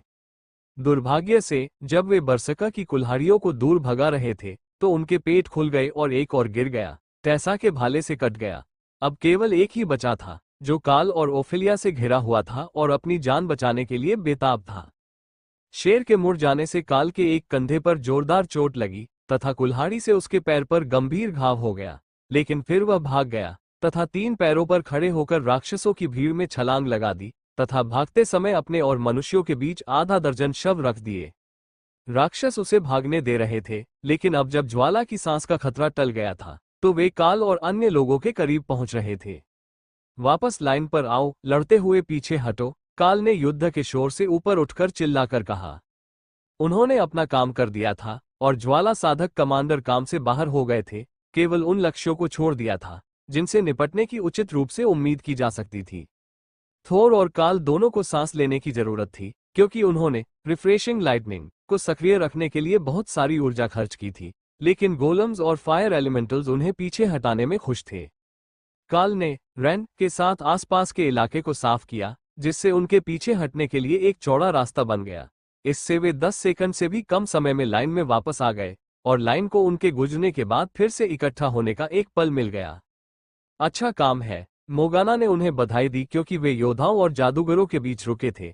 काल ने जवाब में सिर्फ सिर हिलाया क्योंकि वह ऊर्जा की वसूली पर ध्यान केंद्रित कर रहा था और रेमी मोगाना के कर्मचारियों पर अपने पसंदीदा दृष्टिकोण तक पहुंचने और नए टोटेम स्थापित करने के लिए चुड़ैल डॉक्टर के पास रेंगती हुई चली गई। क्या दूसरा शेर वापस आएगा? मोगाना ने हाथ में रेडियो माइक्रोफोन थामे हुए पूछा। वह युद्ध क्षेत्र कमान को परिणाम की जानकारी देने के लिए तैयार थी। जल्द ही नहीं, इसका पैर टूट गया है और कंधा भी जख्मी है। मुझे नहीं पता कि यह कितनी जल्दी ठीक हो जाएगा, लेकिन कम से कम आज तो यह वापस नहीं आएगा, काल ने जवाब दिया। मोर्गाना ने अपनी रिपोर्ट भेजी और समूह अपनी अपनी स्थिति पर वापस लौट आया तथा राक्षसों की तेजी से कम होती लहर के खिलाफ अपने कर्तव्यों पर लौट आया। जो कुछ बचा था वह सबसे बुरा था, उड़ते राक्षसों की लहर जो युद्ध में दूसरों का पीछा करती रही थी। सौभाग्य से उनके पास एक योजना थी। सबसे पहले आने वाले पक्षियों को भिगोने और बिजली से मारने के लिए तूफान का इस्तेमाल किया गया। फिर पानी को जमाने के लिए बर्फीला तूफान चलाया और अंत में वे थोर को अपनी पूंछ से मिक के छोटे सैंड गोलेम्स को उन पर फेंकने के लिए कहेंगे। वह अंतिम अंश स्वयं थोर द्वारा अचानक जोड़ा गया था। रेखा के अन्य भागों को स्वयं ही अपना बचाव करना होगा, लेकिन जब तक रिफ्रेशिंग लाइटनिंग सक्रिय है, रेमी को यकीन है कि वह क्षेत्र मंत्रों को लंबे समय तक सक्रिय रख सकती है, जिससे फर्क पड़ सकता है। तूफान संभवतः सबसे बड़े क्षेत्र में फैलेगा क्योंकि उसे अधिकतम प्रभाव तक पहुंचने के लिए समय की आवश्यकता होगी, और फिर बर्फानी तूफान एक संकीर्ण अंतिम रेखा होगी। उनके अनुभाग में कुछ अन्य क्षेत्रीय मंत्र भी थे, जिनमें कर्नल विल्क्स का फ्लेमस्टॉर्म मंत्र भी शामिल था, लेकिन इसकी कास्टिंग रेंज रेमी के मंत्र जितनी नहीं थी। वह इसे इतनी दूर तक क्यों नहीं डाल सकता था जहां तक वह अपने क्षेत्र मंत्रों का उपयोग कर सकती थी? यह एक रहस्य था, लेकिन फ्लेमस्टॉर्म मंत्र स्वाभाविक रूप से कलाकार पर केंद्रित होना चाहता था और इसे राक्षसों में ले जाना ही एक प्रयास था, जबकि रेमी को केवल अपने लक्ष्य को स्पष्ट रूप से देखने और कल्पना करने में सक्षम होना था। ये बात जादूगरों के कई क्षेत्रीय मंत्रों के लिए सच थी। वे मुख्य रूप से रक्षात्मक थे, और जबकि वे अपनी इकाई के लिए पर्याप्त अंतर बना सकते थे, क्षेत्रीय मंत्र आमतौर पर उन पर केंद्रित होते थे, सैकड़ों मीटर दूर नहीं फेंके जाते थे। विस्फोटों के स्पष्ट अपवाद के साथ, जो दिन की लड़ाई का निरंतर प्रतिरूप था। झुंड आखिरी जानवरों का पीछा करते हुए उन्हें अकादमी की पंक्तियों में ले जा रहा था, जब तक कि वे बारिश में नहीं फंस गए और उन्होंने पाया कि पानी उनकी त्वचा में रिस रहा था और उनके पंख फाड़ रहा था। ये बात उनमें से अधिकतर को पीछे मुड़ने और लड़ाई छोड़ने के लिए मजबूर करने के लिए पर्याप्त थी। वे दर्द से अभिभूत हो गए और उस क्रोध के प्रभाव से मुक्त हो गए जिससे वे जूझ रहे थे। लेकिन जमीन पर मौजूद जानवर चारा पैक के बहुत करीब थे और इसका असर बहुत ज्यादा था। वे पीछे नहीं मुड़ रहे थे, वे इंसानों को खत्म करने पर आमादा थे, और अब तो और भी ज्यादा, क्योंकि वे घायल हो चुके थे। यह मेरी अपेक्षा से बेहतर काम करता है। नुकसान तो ठीक है, लेकिन निवारक प्रभाव पूरी तरह से इसके लायक है। रेमी ने नोट किया जब उसने बारिश में भीगे राक्षसों में से पहले को बर्फीला तूफान तक पहुंचते और अचानक जमते हुए देखा। वे राक्षस थे और वे जादुई बर्फ को आसानी से तोड़ सकते थे, लेकिन ये तेज था और यह उनके मांस को काटता था, जिससे उन्हें खून बहता था और उनकी गति धीमी हो जाती थी। फिर वे दूसरे जादूगरों के जादू में फंस गए और इतनी तेजी से कट रहे थे कि योद्धा लाइनें केवल उन आखिरी कुछ लोगों को ही साफ कर रही थी जो किसी तरह का बदला लेने की हताश कोशिश में संघर्ष कर रहे थे। लेकिन उनकी अविश्वसनीय रूप से प्रभावी रक्षा केवल इतनी दूर तक ही विस्तारित थी, और तोपखाने की और आगे की रेखा के खंडों में अभी भी समस्याएं थीं, और नियमित सेना से सुदृढ़ीकरण के साथ भी उन्हें कठिन लड़ाई का सामना करना पड़ा। समस्या ये थी कि यदि वे यहाँ कुछ भी बदलते तो समस्या उनकी ओर ही लौटती। पहला समूह, जो हमले के शुरू होने पर अपनी पारी समाप्त कर रहे थे, उन्हें कुछ देर सोने के लिए लाइन से हटा दिया गया, क्योंकि अगले कुछ घंटों में लड़ाई समाप्त होने का कोई संकेत नहीं दिख रहा था। लेकिन काल की लाइन उस बिंदु पर थी जहां आप इसे नियंत्रण में कह सकते थे। इससे उन सभी को थोड़ा आराम मिला, क्योंकि वे ज्यादातर अपने पक्ष में राक्षस हमले के आवारा लोगों से निपटने के लिए बहुत कम शक्ति पर सबसे बड़े पैमाने पर हमले कर रहे थे। रेमी ने अपने मंत्रों की शक्ति को इस हद तक कम कर दिया था कि राक्षस वास्तव में इसे पार कर रहे थे, लेकिन केवल आरोही रैंक वाले। यह इतना कम था कि वह झपकी लेने से पहले खुद को जला नहीं पाती, जब तक कि उसके पास अभी भी थोर और लोट्स की मदद उनके ताजा कौशल के साथ थी। इतने बड़े क्षेत्र का जादू होना युद्ध में वरदान है। मुझे लगता है कि थंडरस्टॉर्म उस ब्लिजार्ड से भी बड़ा है जिसका इस्तेमाल वह पहले कर रही थी। योद्धाओं में से एक ने देखा कि वह लाइन से पीछे हट गया, जिससे दूसरी पंक्ति आगे बढ़ गई। अब वह आरोही की बजाय कमांडर है, इसलिए ब्लिजार्ड का भी विस्तार हुआ होगा, लेकिन उसकी क्षमताएं निश्चित रूप से असाधारण रूप से बड़े क्षेत्रों में फैले हुए क्षति प्रभावों की ओर झुकी हुई है। मैं देखता हूं कि आगे एक शमन है जो लगभग उसी मंत्र का उपयोग कर रहा है, लेकिन हम उनमें से कई और का उपयोग कर सकते थे। काल ने उत्तर दिया। क्या जादूगर इतने कम है? काल के पीछे खड़े एक जादूगर ने पूछा। मोर्गाना ने सिर हिलाया और छात्र की ओर मुड़ी। अभी है। अकादमी में प्रशिक्षक सहित केवल 5 हैं। पिछले वर्षों से और भी बहुत से हैं, लेकिन पिछले कुछ वर्षों में उनमें बहुत से शमन नहीं थे। जादूगरों में से एक ने ठहाका लगाया। छात्रों में से 80% या तो क्लीव बेस योद्धा हैं, या फिर वैंड मार्क वाले जादूगर। ऐसा लगता है कि पिछले कुछ सालों में हमें सभी बार ड्रॉ मिले हैं। मिक, गंजा गोलेम जादूगर, हंसा। ये जुए की तरह है। आपको कुछ नहीं मिलता और फिर कुछ बड़ा मिलता है। हमारे साल ने काल और डाना के साथ अपनी सारी किस्मत जला दी। ज्यादातर काल के साथ। डाना को कोई अपराध नहीं है, लेकिन उसने असाधारण प्रतिभा के साथ एक बुनियादी जादूगर के रूप में शुरुआत की थी। उसे टूटा हुआ ओवरपावर्ड सुपर मार्क मिला। काल ने हंसते हुए घायल राक्षसों के बीच ग्रैंड की एक लहर भेजी। ऐसा नहीं है कि निशाने पर बहुत ज्यादा ताकत है। ये जानवरों की ताकत है। अगर मेरे पास टीम के इतने अच्छे साथी न होते तो निशाने पर कोई फायदा नहीं होता। काल ने उसे बताया, जिससे थोर खुशी से झूम उठा। रेमी ने अपना सिर बार बार बर्फानी तूफान की ओर हिलाया, जब तक कि एक जादूगर ने उसके तराजू को सहलाने के लिए हाथ नहीं बढ़ाया। तुम बहुत बढ़िया काम कर रही हो, रेमी। थोर की ढाल, हॉक की टोही और राय के गोलेम की तरह ही प्रभावशाली, जहां भी वे गए। काल हंसा और अपने अगले ग्रैंड हमले के साथ दूरी में इशारा किया। वे उस तरफ हैं, ऐसी चीजों की तलाश में हैं जो एक घायल आरोही रैंक सुअर से ज्यादा शक्तिशाली हो। उन्होंने कहा, इस लड़ाई के बाद शिविर में कुछ समय तक अच्छा खाना मिलेगा, और मैं अपने भंडारण स्थान में कुछ अतिरिक्त जानवरों को लाना सुनिश्चित करूंगा, ताकि हम एक और भून सकें, ताकि यदि अगले आयोजन से पहले हमारे पास ताजा भोजन समाप्त हो जाए। अगला कार्यक्रम क्या है? जादूगर ने रेमी से पूछा। डाना और लूट्स दोनों का जन्मदिन अगले कुछ हफ्तों में आने वाला है, बस कुछ ही दिनों के अंतर पर, इसलिए हम उन्हें एक और बारबेक्यू के साथ मनाने जा रहे थे। ऐसा लगता है कि हमें ज्यादा भीख नहीं मांगनी पड़ेगी, हालांकि वहां सैकड़ों मरे हुए सुअर हैं। काल ने कहा, क्या ये खाने के लिए सुरक्षित है? जिमी ने हाथ में पाइक लेकर अगली पंक्ति में खड़े होकर पूछा। तूफान में जो हैं, वे हैं। ये सिर्फ बिजली और पानी का जादू है। जब हम उन्हें निकालेंगे तो वे ताजे और साफ होंगे, भले ही वे थोड़े जले हुए हो। मुझे यकीन है कि हम युद्ध के अपने हिस्से से कम एक ट्रक मांस बचा सकते हैं। मोर्गाना ने काल के शब्दों पर विचार किया। आपकी बात सही है। मैं देखूंगी कि क्या उनके पास आसपास कोई इंसुलेटेड ट्रेलर है। अगर हम उन्हें काटकर बर्फ पर रख सकें, शायद बर्फ के जादू से जमा कर, तो हमें महीनों तक डिब्बाबंद मांस के बजाय ताजा मांस मिल सकता है। भोजन में डिब्बाबंद सुअर का मांस शामिल था, या जैसा कि अभिजात वर्ग इसे कहते हैं, मांस के रूप में प्रस्तुत किया जाने वाला सामान, लेकिन ये सबसे अच्छा औसत दर्जे का था। तला हुआ और सरसों के साथ लिपटा हुआ, ये बहुत बुरा नहीं था, और कई छात्र इसे अंडे के साथ खाना पसंद करते थे, या क्रीम ग्रेवी में डुबोकर खाते थे। लेकिन मोर्गाना को ये पसंद नहीं था। एक के बाद एक, जादूगरों ने बारी बारी से रेमी को दुलारा और प्रोत्साहित किया, क्योंकि यह उसके व्यापक क्षेत्र के मंत्र थे जो इस खंड में जीवन को इतना आसान बना रहे थे। उसके जादू की सीमा अधिकांश छात्रों की तुलना में हास्यास्पद थी, और परिणामस्वरूप वे ज्यादातर बस खड़े थे, बर्फानी तूफान से गुजरने वाली किसी चीज का इंतजार कर रहे थे ताकि वे इसे खत्म कर सकें। लेकिन ये बहुत दुर्लभ होता जा रहा था, और उड़ने वाले जानवर कभी भी लाइन के अपने हिस्से के पास नहीं आए थे, हालांकि वे निश्चित रूप से जादू के प्रभावों के ऊपर से उड़ सकते थे। तूफानी बादल हवा में केवल कुछ 100 मीटर की दूरी पर थे, और हॉक लगातार उनके ऊपर उड़ रहा था, ऐसे लक्ष्यों की तलाश में जो उसकी हवाई श्रेष्ठता को चुनौती देने के लिए पर्याप्त रूप से मूर्ख या बहादुर हो।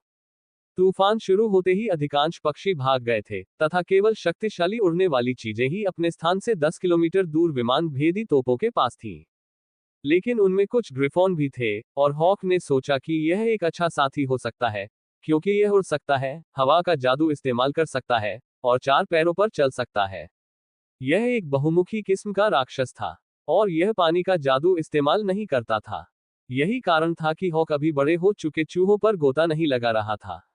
पानी का जादू उस पर हमला नहीं करेगा, लेकिन वह हर बार भीग जाएगा, और यह बिल्कुल अस्वीकार्य था। वे दूसरे समूह को लाइन से हटाने ही वाले थे कि तभी संकेत मिला कि राक्षसों को पराजित कर दिया गया है, तथा अस्थायी रूप से पीछे हटने का आदेश जारी कर दिया गया है। इसका मतलब ये था कि हालांकि उन्हें लड़ने की आधिकारिक आवश्यकता से मुक्त कर दिया गया था, लेकिन सभी को पास में ही रहना चाहिए और लड़ने के लिए तैयार रहना चाहिए, भले ही वे शिफ्ट पर न हो। इसलिए काल ने अपने समूह को पीछे हटा दिया, क्योंकि वे तीसरे समूह में थे, जो आधे घंटे में शिफ्ट पर जाने वाले थे, और एक छोटी सी झपकी के लिए थोर के पास लेट गए। अभी भी कुछ राक्षस उनकी ओर आ रहे थे, और रैमी ने अभी भी अपनी थंडरस्टॉर्म को और भी कम क्षमता पर रखा था, लेकिन जो चीज तूफान से बच गई वह कुछ भी नहीं था जिसे योद्धाओं और जादूगरों का एक छोटा समूह संभाल नहीं सकता था। बाकी की पंक्ति धीरे धीरे उड़ने वाले जीवों को भगाने में कामयाब हो रही थी, लेकिन काल को उनकी ओर ईर्ष्या भरी निगाहें महसूस हो रही थी। तूफान और हॉक पंक्ति के अंत में सभी उड़ने वाले राक्षसों को भगाने के लिए पर्याप्त थे, इसलिए दाहिना किनारा बस आराम कर रहा था जबकि बाकी सभी ने लड़ाई खत्म कर दी थी। काल की टीम ने समय पर अपना कार्यभार संभाला, लेकिन हॉक द्वारा तूफान से निकलने के बाद ऊपर से राक्षसों को हटाने से कोई लेना देना नहीं था। होशियार चूहे या तो पहले ही मर चुके थे या भाग चुके थे, इसलिए अब केवल धीमी गति से चलने वाले चूहे और मैला ढोने वाले जानवर ही बचे थे, जिनमें ये समझने की बुद्धि नहीं थी कि उन्हें नुकसान पानी के कारण हो रहा है। बहुत सारे बेवकूफ चूहे, वे बस बारिश में वापस भागते रहते हैं। हॉक ने शिकायत की, उन्हें तूफान में भगाने के लिए तैयार नहीं था। आपके पास आग अवरोधक है, आप वास्तव में भीगेंगे नहीं, थोर ने उसे याद दिलाया। बात यह नहीं है। अपनी शिकायतों के बावजूद काल बता सकता था कि हॉक वास्तव में मजे कर रहा था, तूफान के किनारे चक्कर लगा रहा था और चूहों को उनकी मौत की ओर वापस खदेड़ रहा था। तूफान खत्म होने के बाद वे सभी ताजे धुले हुए और उसके लिए इकट्ठा करने के लिए तैयार थे, इसलिए बेहतर था कि वे कीचड़ में भागने के बजाय बारिश में ही रुक जाएं। 1 घंटे बाद वह भी रुक गया। अब तूफान से कुछ भी बाहर नहीं आ रहा था, और सिर्फ कुछ ही लोग बचे हुए रक्षात्मक पंक्ति में पाए जा रहे थे। ये वह समय था जब काल को पूरी उम्मीद थी कि हिल जायंट्स हमला करेंगे, और उन्होंने अपनी किस्मत को धन्यवाद दिया कि वह इसके लिए शिफ्ट पर थे। रेमी ने तूफान गिरा दिया ताकि हॉक उन जानवरों को साफ कर सके जिन्हें वह चाहता था, और अकादमी ने रसोईघरों के लिए वध किए जाने वाले जानवरों को इकट्ठा करने के लिए टीमों को आगे भेजना शुरू कर दिया। क्या उनके पास मांस के लिए ट्रेलर है? काल ने मोर्गाना से पूछा जब वह रिकवरी टीमों को काम करते देख रहा था। वे 1 घंटे में आ जाएंगे। यह अब यहां आने वाला है। खैर, 1 से अधिक। वे हर जगह टीमें नियुक्त कर रहे हैं जहां आज जानवरों का हमला हुआ है, ताकि आपूर्ति काफिले पर भार कम करने में मदद करने के लिए मांस इकट्ठा किया जा सके। उन्हें हमें जितना कम भेजना पड़े उतना ही बेहतर है। हाल ही में हमारे यहाँ भी कम मौतें हुई हैं, इसलिए पादरी चावल और बीन्स के साथ पूरी तरह से आगे बढ़ रहे हैं, जिससे शेल्फ स्थिर राशन की आवश्यकता और भी कम हो गई है। मुझे पता है कि यह अधिकांश अभिजात वर्ग के लिए थोड़ा नीरस है, लेकिन यह मुफ्त और भरपूर है, इसलिए आपूर्ति कर्मचारी इसे पसंद करते हैं। काल ने मोर्गाना के वर्णन पर हंसी उड़ाई। ये वास्तव में कैफेटेरिया में परोसी जाने वाली बहुत सी चीजों से बेहतर है। मुझे नेचर प्रीस्ट द्वारा उगाए गए फलों और सब्जियों और राक्षस मांस के साथ रात के खाने के लिए चावल और बीन्स बेस का काफी शौक हो गया है। हम शिविर की अपेक्षा मैदान में बेहतर खाना खाते हैं। मोर्गाना ने आह भरी। खैर, उम्मीद है कि यह संघर्ष अपेक्षा से जल्दी सुलझ जाएगा। फ्रॉस्ट जायंट्स पहले से ही खराब स्थिति में है, और एक सीमा पर केवल न्यूनतम बलों की आवश्यकता होने के कारण सेना अन्य लाइनों पर अधिक स्थानांतरित करने में कामयाब रही है। काल ने कंधे उचका दिए। ऐसा नहीं लगता कि हिल जायंट्स इतनी जल्दी हार मानने वाले हैं, लेकिन आप कभी नहीं जान सकते कि वे वास्तव में क्या सोच रहे हैं। ये सब कल ही खत्म हो सकता है, लेकिन ये तब तक चल सकता है जब तक कि एक पक्ष पूरी तरह से ढह न जाए। मैं ये समझने का नाटक नहीं कर सकता कि जायंट्स इस आक्रमण के बारे में क्या सोच रहे थे। डायन डॉक्टर ने सिर हिलाया। दिग्गजों के साथ मिलकर काम करने के पीछे कोई न कोई वजह तो होगी ही। वे एक दूसरे से नफरत करते हैं, लेकिन वे सब हमारे खिलाफ एक समन्वित आक्रमण की योजना बना रहे हैं, जबकि उन्हें हमारा क्षेत्र भी नहीं चाहिए। तो ये किसी और बात के बारे में होना चाहिए, और कोई नहीं जानता कि वास्तव में क्या है। लेकिन क्या हमें अभी इस बारे में चिंता करनी चाहिए? क्यों नहीं? ऐसा नहीं है कि मेरे पास करने के लिए और कुछ है। जब तक वे मुझे लाइनों के पीछे स्काउट करने के लिए एक टीम के साथ जाने की अनुमति नहीं देंगे, हम यहाँ बैठकर केवल गपशप और अटकलें ही कर सकते हैं। काल ने उसे याद दिलाया। दाना ने हंसते हुए उसे बगल में धक्का दिया। तुम एक बुरी औरत की तरह बुरे हो, गपशप की तलाश में। जिज्ञासु मन को जानने की जरूरत है। टेसा ने थोर के सिर के ऊपर से उनकी तरफ देखा। हाँ, अगर हम मजेदार चीजें नहीं कर पाते हैं, तो कम से कम हमें सोचने के लिए कुछ तो दो। जैसे, क्या तुम्हें लगता है कि हिल जायंट्स की अनोखी खुशबू प्राकृतिक है, या ये किसी तरह का साबुन है? वे मिट्टी और पौधों की तरह महकते हैं, ओग्रेस या गॉब्लिन की तरह पसीने की तरह नहीं, इसलिए मैं सोच रही थी। यह एक बहुत अच्छा सवाल था। सभी ने कुछ देर तक चुपचाप इस पर विचार किया, और हॉक को भी आश्चर्य होने लगा। उनमें से किसी ने भी अपने सामान में साबुन के निशान नहीं पाए थे, लेकिन सभी की गंध एक जैसी थी, इसलिए यह संभव था कि यह किसी भी तरह से हो सकता था। हॉक के पास अब लाशों का एक छोटा सा पहाड़ था, और उसके एक बड़ा पहाड़ बना हुआ था। अलग अलग ढेरों का क्या मतलब है? काल ने तेजी से भर रही जगह का निरीक्षण करते हुए पूछा। ये वाकई बहुत अच्छी चीज है जिसे मैं रखना चाहता हूं, और यह खाने लायक इतनी अच्छी चीज है कि मैं इसे छोड़ने को तैयार हूं। जब यह आ जाएगी तो हम इसे मोर्गाना के ट्रेलर में रख देंगे। काल इस बात पर हंसा कि हॉक को अभी भी नामों की अवधारणा समझ में नहीं आई है। वह सभी को एक अलग प्रजाति मानता था, इसलिए ये द डाना मैच, द मोर्गाना इत्यादि था। राय को नाम थोड़े बेहतर मिले, लेकिन वह किसे नाम देने के योग्य समझती थी, ये तय नहीं हो पाया।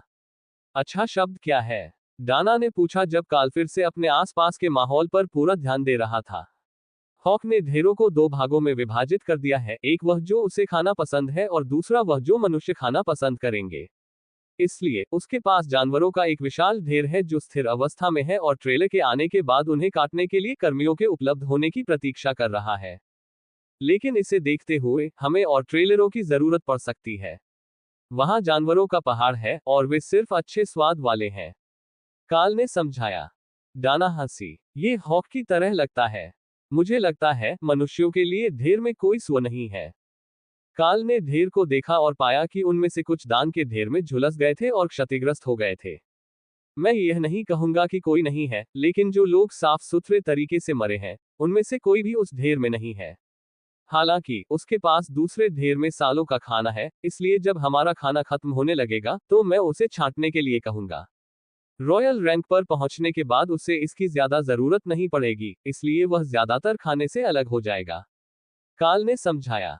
मोर्गाना ने काल को उत्सुकता से देखा। कभी कभी मुझे आश्चर्य होता है कि आपने उन जगहों में क्या क्या छिपा रखा है। आपने अब तक सभी तरह के प्राकृतिक संसाधन निकाले हैं, और कुछ वाकई दुर्लभ भी। तो उन जगहों में क्या क्या रखा जा सकता है? काल ने कंधे उचका दिए। कोई भी चीज जिसे जानवर संसाधन के रूप में देखते हैं, जैसे खाना, चमकदार वस्तुएं, टूटे हुए जादुई हथियार, लेकिन बरकरार नहीं। हालांकि वे रत्न, पौधे और इस तरह की चीजें ले सकते हैं। तो आपके किले में जो पत्थर और पंख हैं, वे सभी ऐसी चीजें हैं जिनके बारे में किसी ने सोचा होगा कि वे उपयोगी होंगी, मोर्गाना ने पूछा। वे उन शवों पर थे जिन्हें राय ने इकट्ठा किया था। वह उन्हें सजावट के रूप में इस्तेमाल करना पसंद करती है, लेकिन जब हम चले जाएंगे तो वह उन्हें अपने साथ ले जाएगी। रेशम मुफ्त है, उसके खजाने नहीं है, काल ने समझाया। मोर्गाना ने सिर हिलाया। और उनमें से कुछ पत्थर वास्तव में मूल्यवान जादुई संसाधन है। वे आपके किसी भी जानवर के लिए उपयोगी नहीं है। अगर हम उसे उनमें से कुछ को छोड़ने के लिए मना सकें, तो हम वास्तव में विशिष्ट योद्धाओं के लिए कुछ नए संसाधन बनाने में सक्षम हो सकते हैं। रे ने मोर्गाना को एक जिज्ञासु नजर से देखा, जिससे ज्यादातर लोग डरकर पीछे हट जाते, लेकिन मोर्गाना सिर्फ मुस्कुराए। अगर आपके पास पीले रंग की धारियों वाले चमकते नारंगी रंग के कुछ और पत्थर हो, और हमेशा ठंडी रहने वाली हड्डियां जो विशालकाय हड्डियां न हो, तो हम उन दोनों का इस्तेमाल चचके गार्ड और आम सैनिकों के लिए आग और बर्फ की औषधियां बनाने में कर सकते हैं। यह उन्हें पवित्र जादू के प्रति ज्यादा अभ्यस्त बनाता है, लेकिन किसी कारण से यह उन मौलवियों पर काम नहीं करता जो वास्तव में पवित्र जादू का इस्तेमाल कर सकते हैं, डायन डॉक्टर ने समझाया। उससे पूछो कि उसे कितने की जरूरत है। वे काफी चमकीले हैं, इसलिए मैंने उन्हें एक गड्ढे में दबा दिया। राय ने जवाब दिया। वह सोच रही है कि तुम्हें कितने चाहिए। उसने कुछ छिपाकर रखे हैं। मोर्गाना ने कुछ सेकंड तक इस पर विचार किया, अपनी उंगलियों पर गिनती करते हुए। वह पैदल सेना की इकाइयों को देखती रही, जहां तक उसकी नजर जा सकती थी। अगले 3 महीनों तक यहाँ सभी सैनिकों को कवर करने के लिए औषधि के खत्म होने से पहले हमें कम से कम 20 पत्थरों और 1 किलो बर्फ तत्व राक्षस की हड्डियों की आवश्यकता होगी जो फ्रॉस्ट जायंट्स नहीं है। उसने फैसला किया। रे ने चमकते पत्थरों से भरे अपने गड्ढे से ढक्कन हटाया और मोर्गाना को जो पत्थर चाहिए थे उन्हें छांटना शुरू कर दिया। वे फ्रॉस्ट जायंट आभूषणों में अविश्वसनीय रूप से आम थे और प्रत्येक कमांडर रैंक योद्धा के पास आमतौर पर कम से कम 10 पत्थर उनके सामान में बुने होते थे। इसलिए उसके पास उनसे भरा गड्ढा था, लेकिन उसने हड्डियों का वजन करने से पहले सावधानी से उनमें से 20 की गिनती की। काल को यकीन नहीं था कि वजन के बारे में उसका अनुमान कितना सटीक था, लेकिन जब वह तैयार हो गई तो वह थोर के पास आराम करने के लिए अपने स्थान से पीछे हट गई और काल को लूट का माल सौंपने के लिए छोड़ दिया। ये काम कर जाना चाहिए। ये वही है जो राय ने आपके लिए खोजा है, काल ने समझाया। उसने गड्ढे के ऊपर एक बड़ी लकड़ी की ढाल लगा दी थी तथा उसे ऐसे पत्थरों से ढक दिया था जो चमकते नहीं थे, ताकि उसकी चमक उसके स्थान के वातावरण को प्रभावित न करे, जो लगभग अंधकार में था, तथा आकाश में तारों की नकल करने के लिए कुछ चमकते नीले पत्थर ऊंचे स्थान पर लटकाए गए थे। मोर्गाना ने काल से सामग्री का बड़ा ढेर एक अतिरिक्त बैग में ले लिया और खुशी से राय के पैर को थपथपाया, सावधानी बरतते हुए कि केवल किनारे को छुए और अपनी उंगलियों को तेज किनारों पर न लगने दे। धन्यवाद राय, पर्याप्त औषधि बनाने में मुझे पूरी रात लग जाएगी, लेकिन इससे पूरी सेना को लाभ होगा। राय को बस इतना ही धन्यवाद चाहिए था। किसी को उसकी चमकदार लूट की जरूरत थी और इसका मतलब था कि वे सभी उसके एहसानमंद थे। चुड़ैल डॉक्टर लाइन से भाग गई और उसकी जगह भरने के लिए एक और शिक्षक को भेज दिया, जिससे नया आया स्टाफ सदस्य पूरी तरह से भ्रमित हो गया। वहां एक शौचालय है, वह कहां जा रही है? उसने काल के समूह के बगल में मोर्गाना की जगह लेते हुए पूछा। हमने उसे सेना के लिए पवित्र जादुई औषधियां बनाने के लिए कुछ लूट का माल दिया है। ये 90 दिनों तक चलना चाहिए, इसलिए वह इसे बनवाने और वितरित करने की जल्दी में है, काल ने समझाया। तुम्हें नारंगी सनस्टोन मिल गए, ये बहुत अच्छी खबर है। अगर वह उन औषधियों को बना सकती है तो मैं खुशी खुशी अतिरिक्त शिफ्ट लूंगा। मुझे तो ये भी नहीं पता था कि हमारे यहाँ कोई ऐसा व्यक्ति है जो औषधि बनाना जानता है। वे एक बहुत ही स्पष्ट नुस्खा है और सामग्री केवल फ्रॉस्ट जायंट राष्ट्र से आती है। आह, आप सभी तो वहीं तैनात थे ना? उसे एहसास हुआ। काल ने सिर हिलाया। वे 4 नहीं, बल्कि इस टीम में हम बाकी 6 लोग थे। शिक्षक ने अपने भंडार से एक भाला निकाला और उसे मिट्टी में घुसा दिया ताकि वह उस पर टिक सके। ठीक है, छात्रों के साथ लाइन में अनुभवी लोगों का होना हमेशा फायदेमंद होता है। मुझे पता है कि आप में से अधिकांश अभी भी छात्र हैं, लेकिन जब से हम यहाँ आए हैं, अनुभव में अंतर बहुत स्पष्ट है। अगर मुझे कहना होता, तो छात्रों को ज्यादा से ज्यादा बाहर भेजना उनके विकास के लिए बेहतर होता। यहाँ आने के बाद से सभी ने जो उपलब्धियां हासिल की हैं, वे अविश्वसनीय हैं। ऐसा लगता है कि हमारे रैंक में एक और कमांडर आने वाला है। संभवतः 2। वह दाना और ओफेलिया को देख रहा था, जो दोनों उसकी निगाह से थोड़ी घबराई हुई थी। कमांडर रैंक के लिए स्थिति का अंतर बहुत बड़ा होगा, लेकिन उन्हें नहीं लगता था कि वे अभी तक वहां थे। वे काल की शक्ति के करीब नहीं थे, या यहां तक कि उसके किसी भी जानवर के करीब भी नहीं थे, सिवाय शायद रैमी के। लेकिन उनमें से किसी ने भी इस तथ्य पर विचार नहीं किया था कि रैमी पहले ही कमांडर बन चुकी थी, और वे अभी भी अधिकतम शक्ति में कम से कम उसके बराबर थे। मुद्दा बस इतना था कि थोर और रे कमांडर रैंक के जानवर के अर्थ की धारणा को बदल रहे थे। थोर का रिफ्रेशिंग लाइटनिंग इतना बहुमुखी कौशल था कि इससे वह वास्तविकता से कहीं अधिक शक्तिशाली प्रतीत होता था, और रे के पास रॉयल रैंक के गोलेम थे जो जिस चीज को छूते थे उसे नष्ट कर देते थे। वे आ रहे हैं। हॉक ने आधे घंटे तक धैर्यपूर्वक कुछ होने का इंतजार करने के बाद काल को सूचित किया। हमारे पास आने वाले खतरे हैं।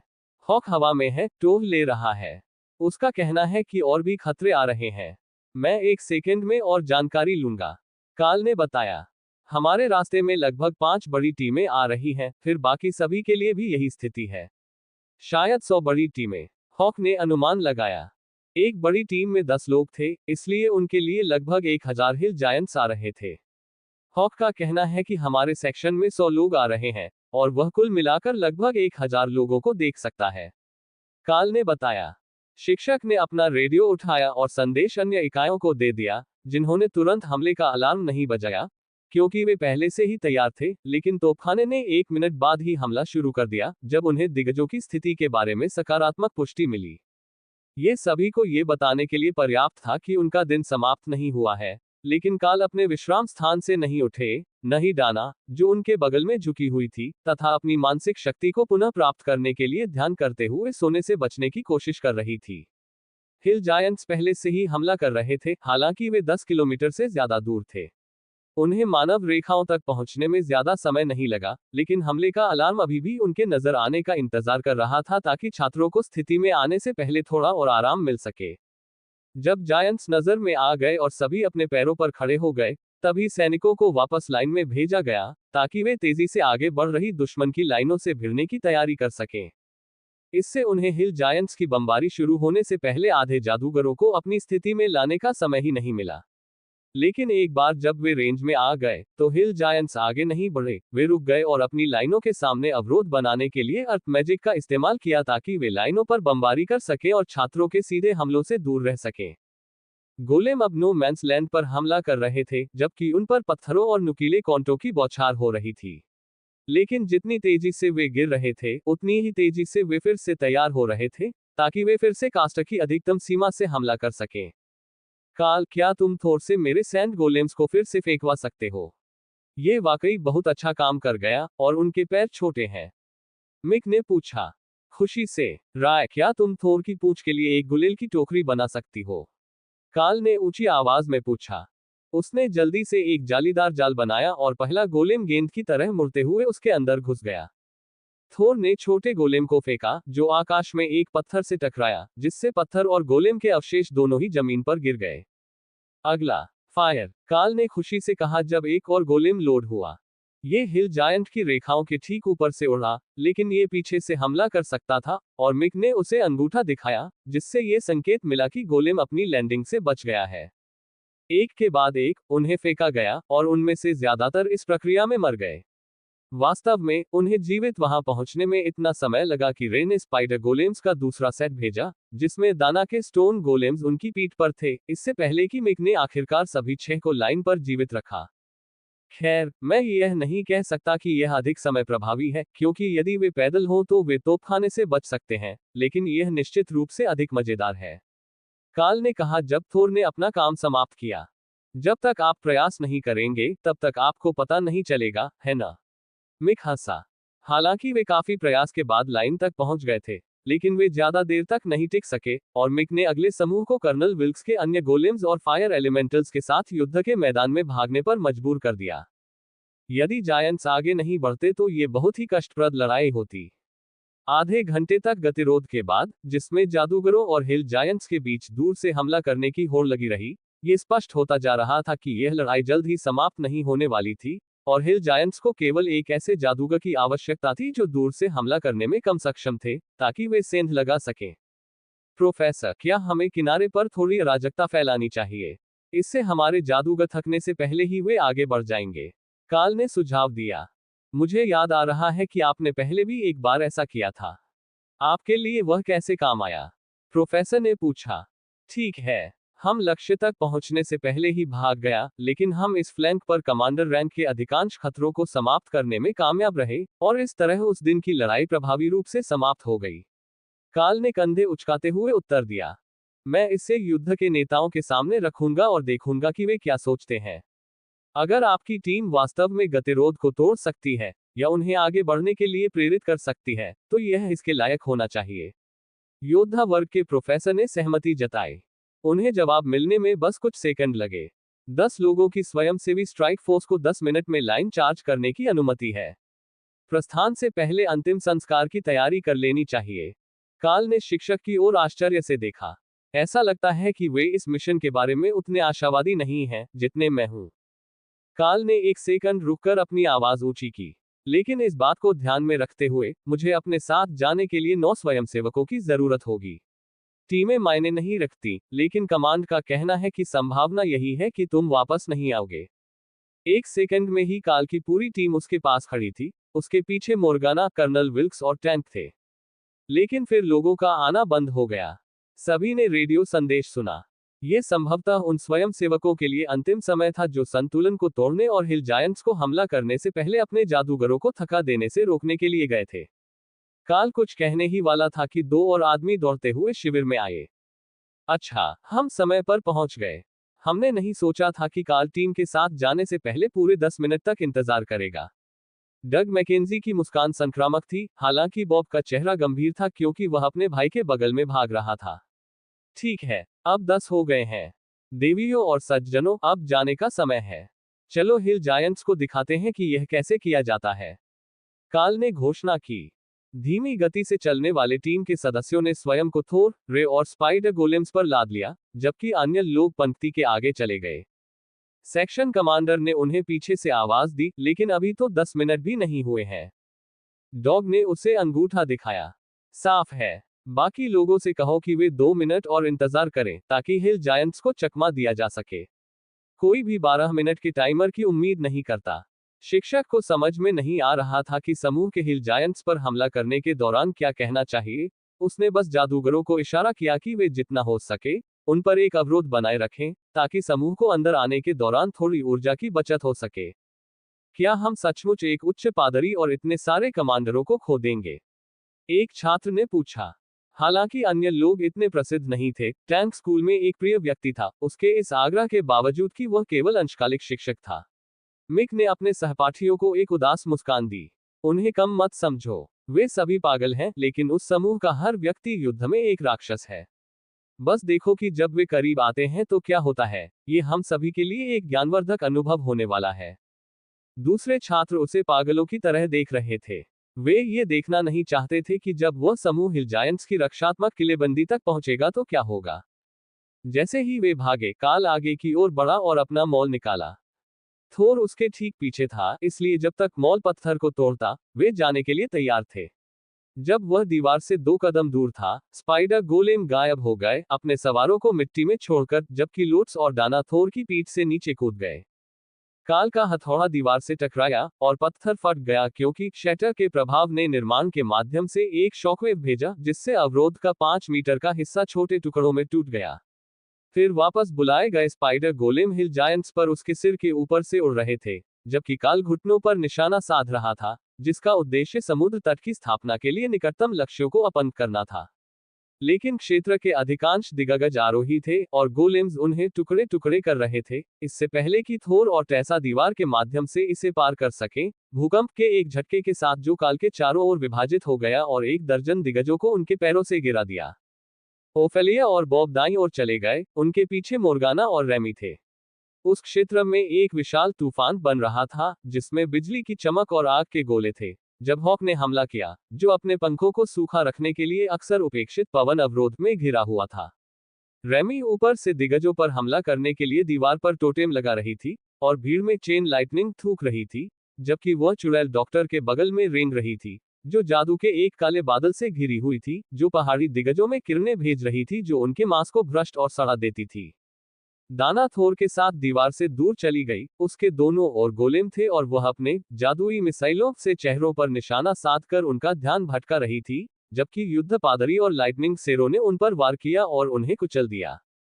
एक स्टैक्ड फ्लेमिंग बॉडी हमले ने कमांडर रैंक हिल जायंट को उड़ा दिया क्योंकि काल बाईं ओर चले गए, सुदृढ़ीकरण को अवरुद्ध कर दिया, जबकि उनकी टीम लाइन के दाईं ओर से निपट रही थी। जैसे ही वह आगे बढ़ा, उसने अपने धनुष का प्रयोग किया और पहाड़ी दिग्गजों पर सीधे निशाना साधा तथा ज्वाला से लिपटे बाणों से उन्हें घायल कर दिया, जिससे उनके शरीर में लहरें उठने लगी, मानो उन्हें छोटे तीर के सिरे से नहीं बल्कि मॉल से मारा गया हो। शटर को इस बात की परवाह नहीं थी कि भौतिक प्रभाव कितना बड़ा था, केवल इतना कि यह हुआ और आरोही रैंक दिग्गजों पर प्रभाव विनाशकारी था। काल ने अपने पीछे सीटी की आवाज सुनी, जिसमें बताया गया था कि उन्होंने लाइन के इस छोर पर बचे हुए कुछ दिग्गजों को हटा दिया है, और उसने तेजी से आगे बढ़ना शुरू कर दिया, रे और स्पाइडर गोलेम्स की अनियमित गतिविधियों का अपने फायदे के लिए उपयोग करते हुए उन दिग्गजों को मार गिराया, जो खुद का बचाव करने के लिए उससे दूर हो गए थे। अग्नि तत्व उसके आगे दौड़े, अपने लक्ष्यों को निगल लिया और उन्हें कुछ ही सेकंड में जलाकर राख कर दिया, यहां तक कि पृथ्वी की ढालों के साथ भी, जिन्हें पहाड़ी दिग्गजों ने स्थापित करने की कोशिश की थी। वे आश्चर्यजनक रूप से क्रूर हमलावर बल थे तथा उनसे बचाव करना लगभग असंभव था, क्योंकि उनका कोई वास्तविक भौतिक स्वरूप नहीं था।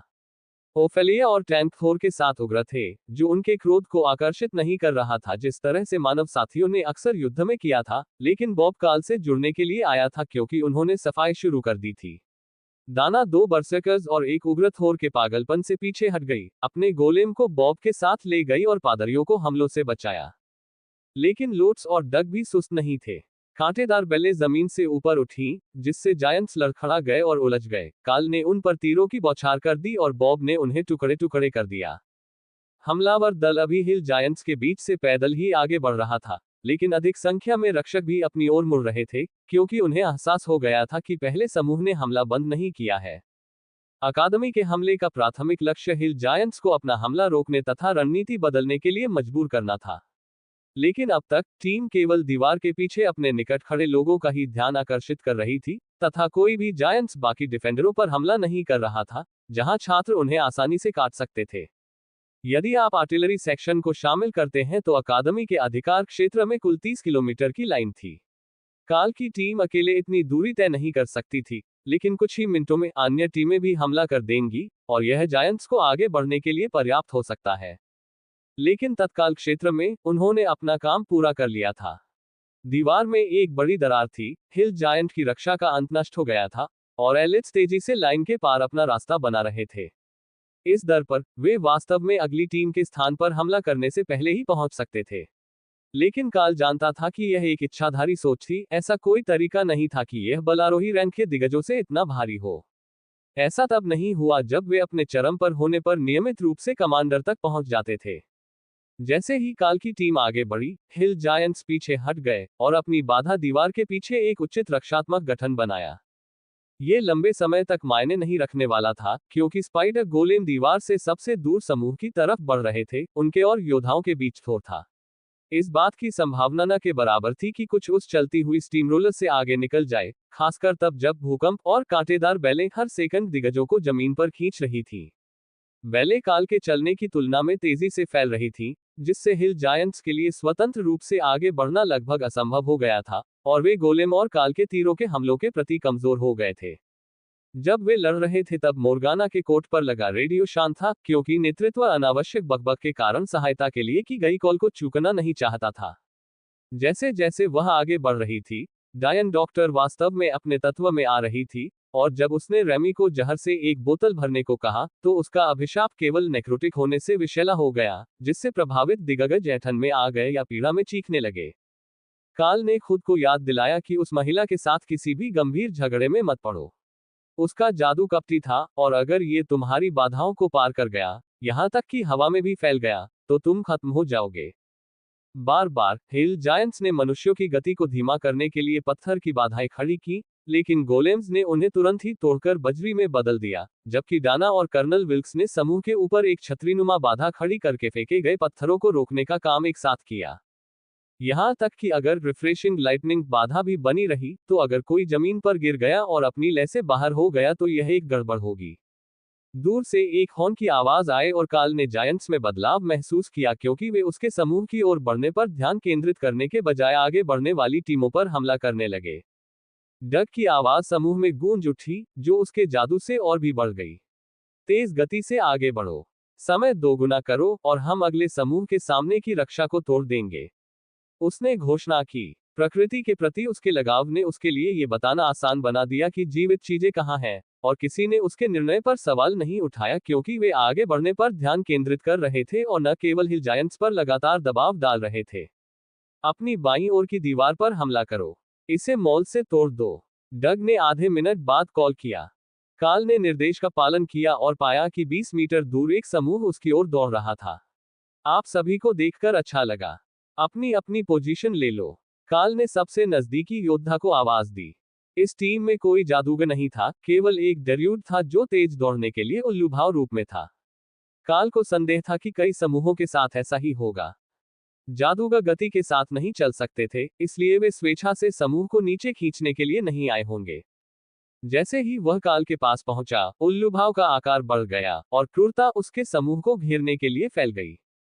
दुर्भाग्यवश उनमें से कोई भी पशु प्रकार का बर्सकर नहीं था, इसलिए केवल ड्यूट को ही उन्नत किया गया, लेकिन 9 और योद्धाओं, सभी भारी कवच और ढाल के साथ निकट युद्ध करने वाले योद्धाओं ने प्रगति को और भी तेज कर दिया। समूह अलग अलग स्थानों पर हैं। अगर हम 2 मिनट में अगले स्थान पर पहुंच गए तो हम उन्हें भी पकड़ लेंगे, एक योद्धा ने चिल्लाते हुए कहा, जब वह गोलेम्स से आगे बढ़कर लड़ाई में शामिल होने के लिए आगे बढ़ा। समझ गया, हम अपनी गति को यथासंभव बनाए रखेंगे, बॉब ने वापस पुकारा, जबकि काल अपनी तीरंदाजी पर ध्यान केंद्रित कर रहा था। वे दीवार में बने नए अंतराल से गुजर रहे थे, तभी काल ने मानव पक्ष से चिल्लाने की आवाज सुनी, और हॉक ने उसे एक अद्यतन जानकारी दी। ऐसा लगता है कि यहाँ स्पेलर ब्लेड है। ये लाल पहने हुए हैं। मुझे आश्चर्य है कि क्या इसका मतलब है कि वे सभी टेसा है?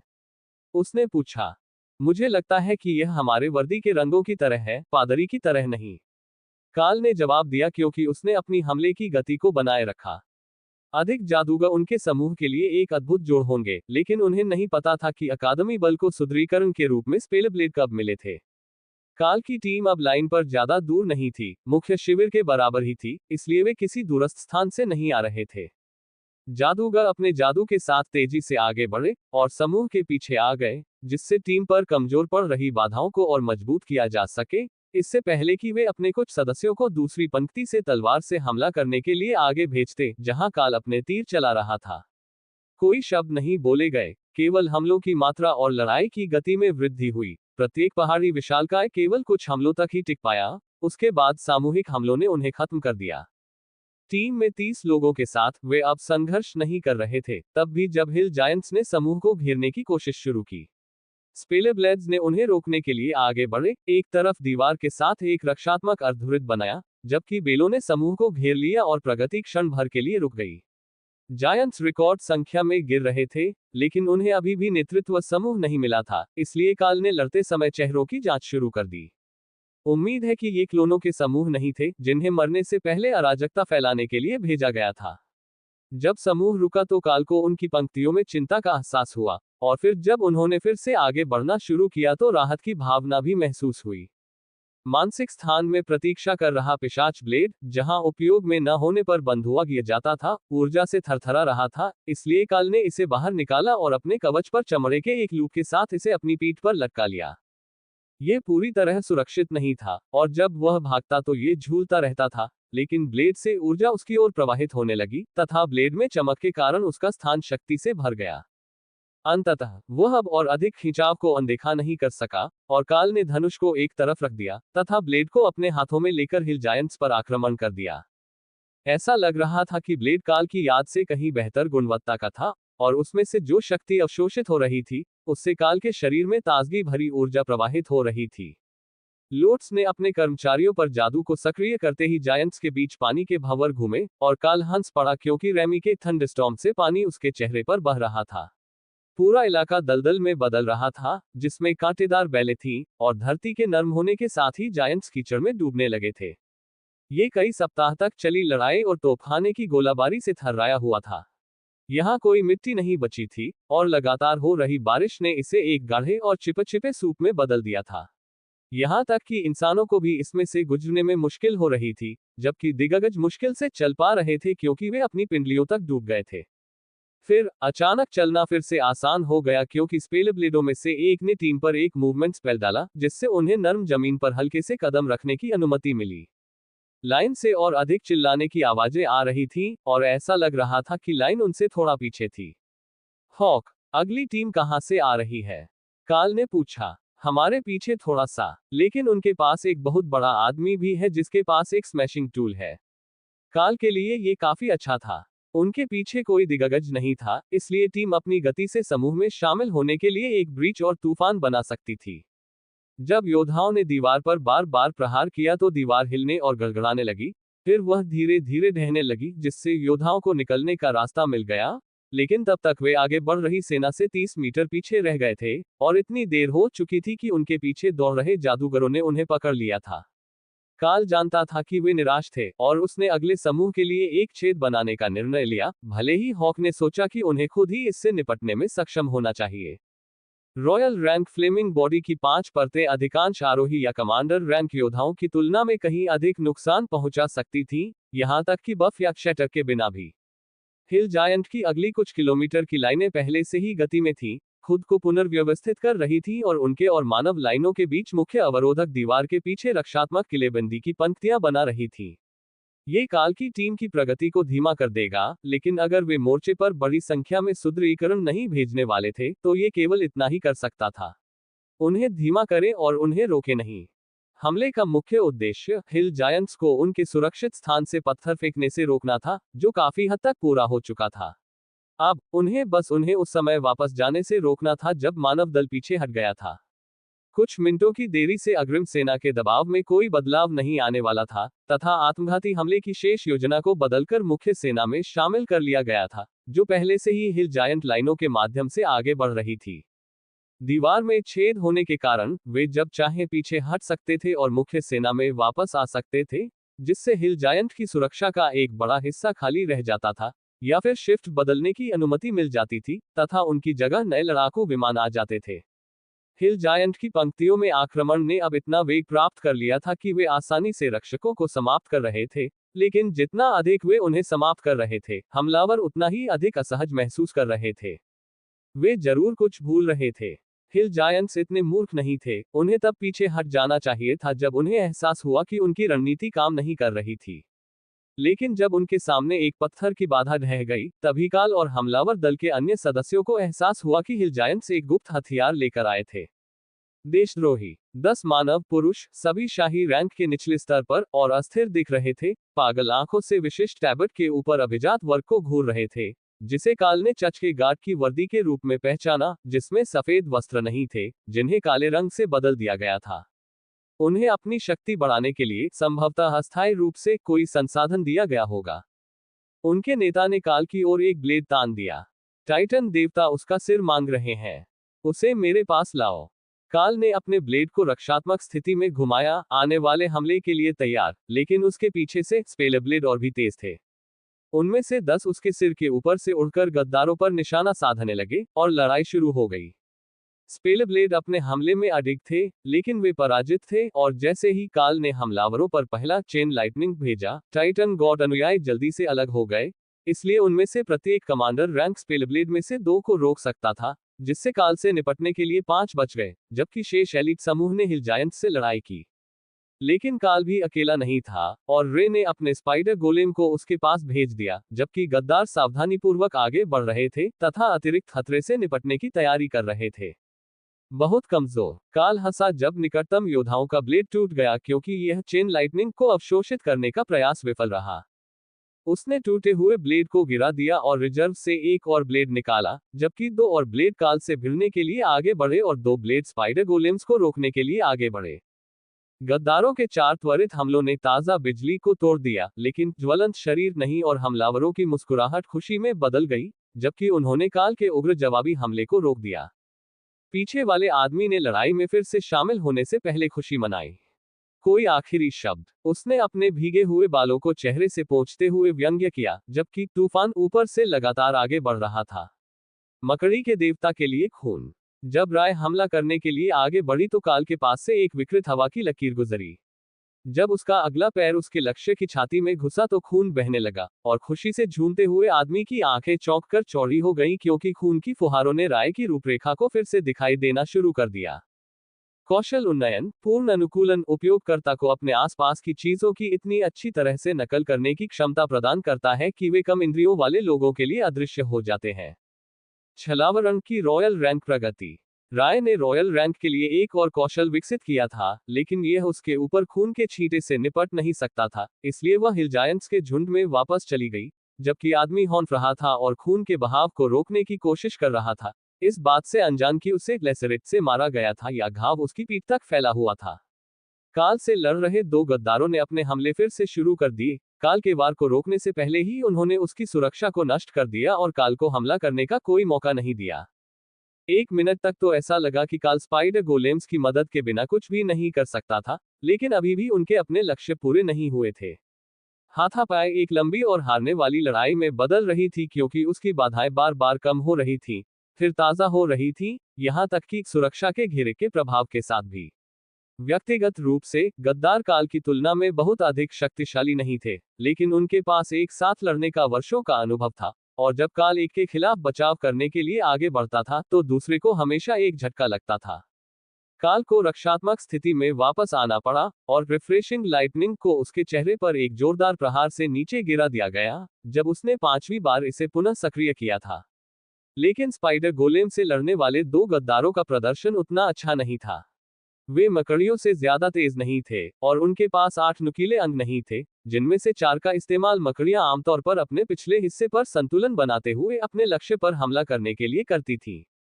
इसके बाद राय पुनः युद्ध के मैदान में दौड़ा और एक अन्य गद्दार की पीठ में आगे के पैरों की एक जोड़ी घुस गई, जिसके बाद उसे युद्ध के मैदान में फेंक दिया गया। स्पेलब्लेड अपने लक्ष्यों की तरह पूरी तरह से शक्तिशाली नहीं थे, लेकिन वे सभी अपने आप में असाधारण योद्धा थे और अपने से ऊपर के रैंक के औसत लक्ष्य के खिलाफ लड़ाई को अपने सदस्यों के लिए न्यूनतम मानक मानते थे। फिलहाल वे जीत नहीं रहे थे, लेकिन जब राय ने अपनी पीठ उसकी ओर करके दूसरे लक्ष्य पर निशाना साधा तो काल को यह स्पष्ट हो गया कि यह स्थिति लंबे समय तक नहीं रहेगी। ये राय का आदर्श युद्ध क्षेत्र था और हत्या करना उसके स्वभाव में था। काल अगले हमले से बचने के लिए पीछे की ओर लुढ़क गया, क्योंकि उसकी सुरक्षा विफल हो रही थी और रिफ्रेशिंग लाइटनिंग अभी तक वापस नहीं आई थी। ब्लेड हवा में सीटी बजाते हुए उस जगह पर पहुंचे जहां वह खड़ा था, फिर दो विशाल पैर काल और गद्दारों के बीच में आ गए, जबकि थोर ने एक भूकंप के साथ हस्तक्षेप किया जिसने हमलावरों को जमीन पर गिरा दिया, जबकि टेसा ने गोल्डन लाइट की एक लहर भेजी जिसने सभी को अपनी तरफ से सशक्त बनाया। फिर सेरो ने हिल जायंट्स पर हमला करने के लिए पीछे हट गए, जो स्थिति का फायदा उठाकर जादूगरों तक पहुंचने की कोशिश कर रहे थे, जबकि थोर अपनी स्थिति से बाहर था और काल ने बारिश के बीच एक चेन लाइटनिंग फेंकी जब वह अपने पैरों पर वापस आया। एक गद्दार ने वार को सहने के लिए गार्ड का उपयोग करते हुए पीछे हट गया, जबकि दूसरा अपने सिर के ऊपर तलवार उठाकर हमला करने के लिए आगे बढ़ा। तभी उस आक्रामक गद्दार पर त्रासदी आ पड़ी और वह कीचड़ में अपना पैर खो बैठा तथा काल को पार कर जादूगरों की ओर फिसल गया, जबकि उसका वार टाल दिया गया था। रेमी ने बिना किसी हिचकिचाहट के अपने नुकीले दांतों से उस आदमी के गले में गहरी धंसाई, इससे पहले कि वह ओफेलिया के पीछे सुरक्षित स्थान पर पहुंचती, जिसने उस आदमी को लात मारकर समूह से दूर कर दिया, जिससे वह हाथापाई में उड़ गया।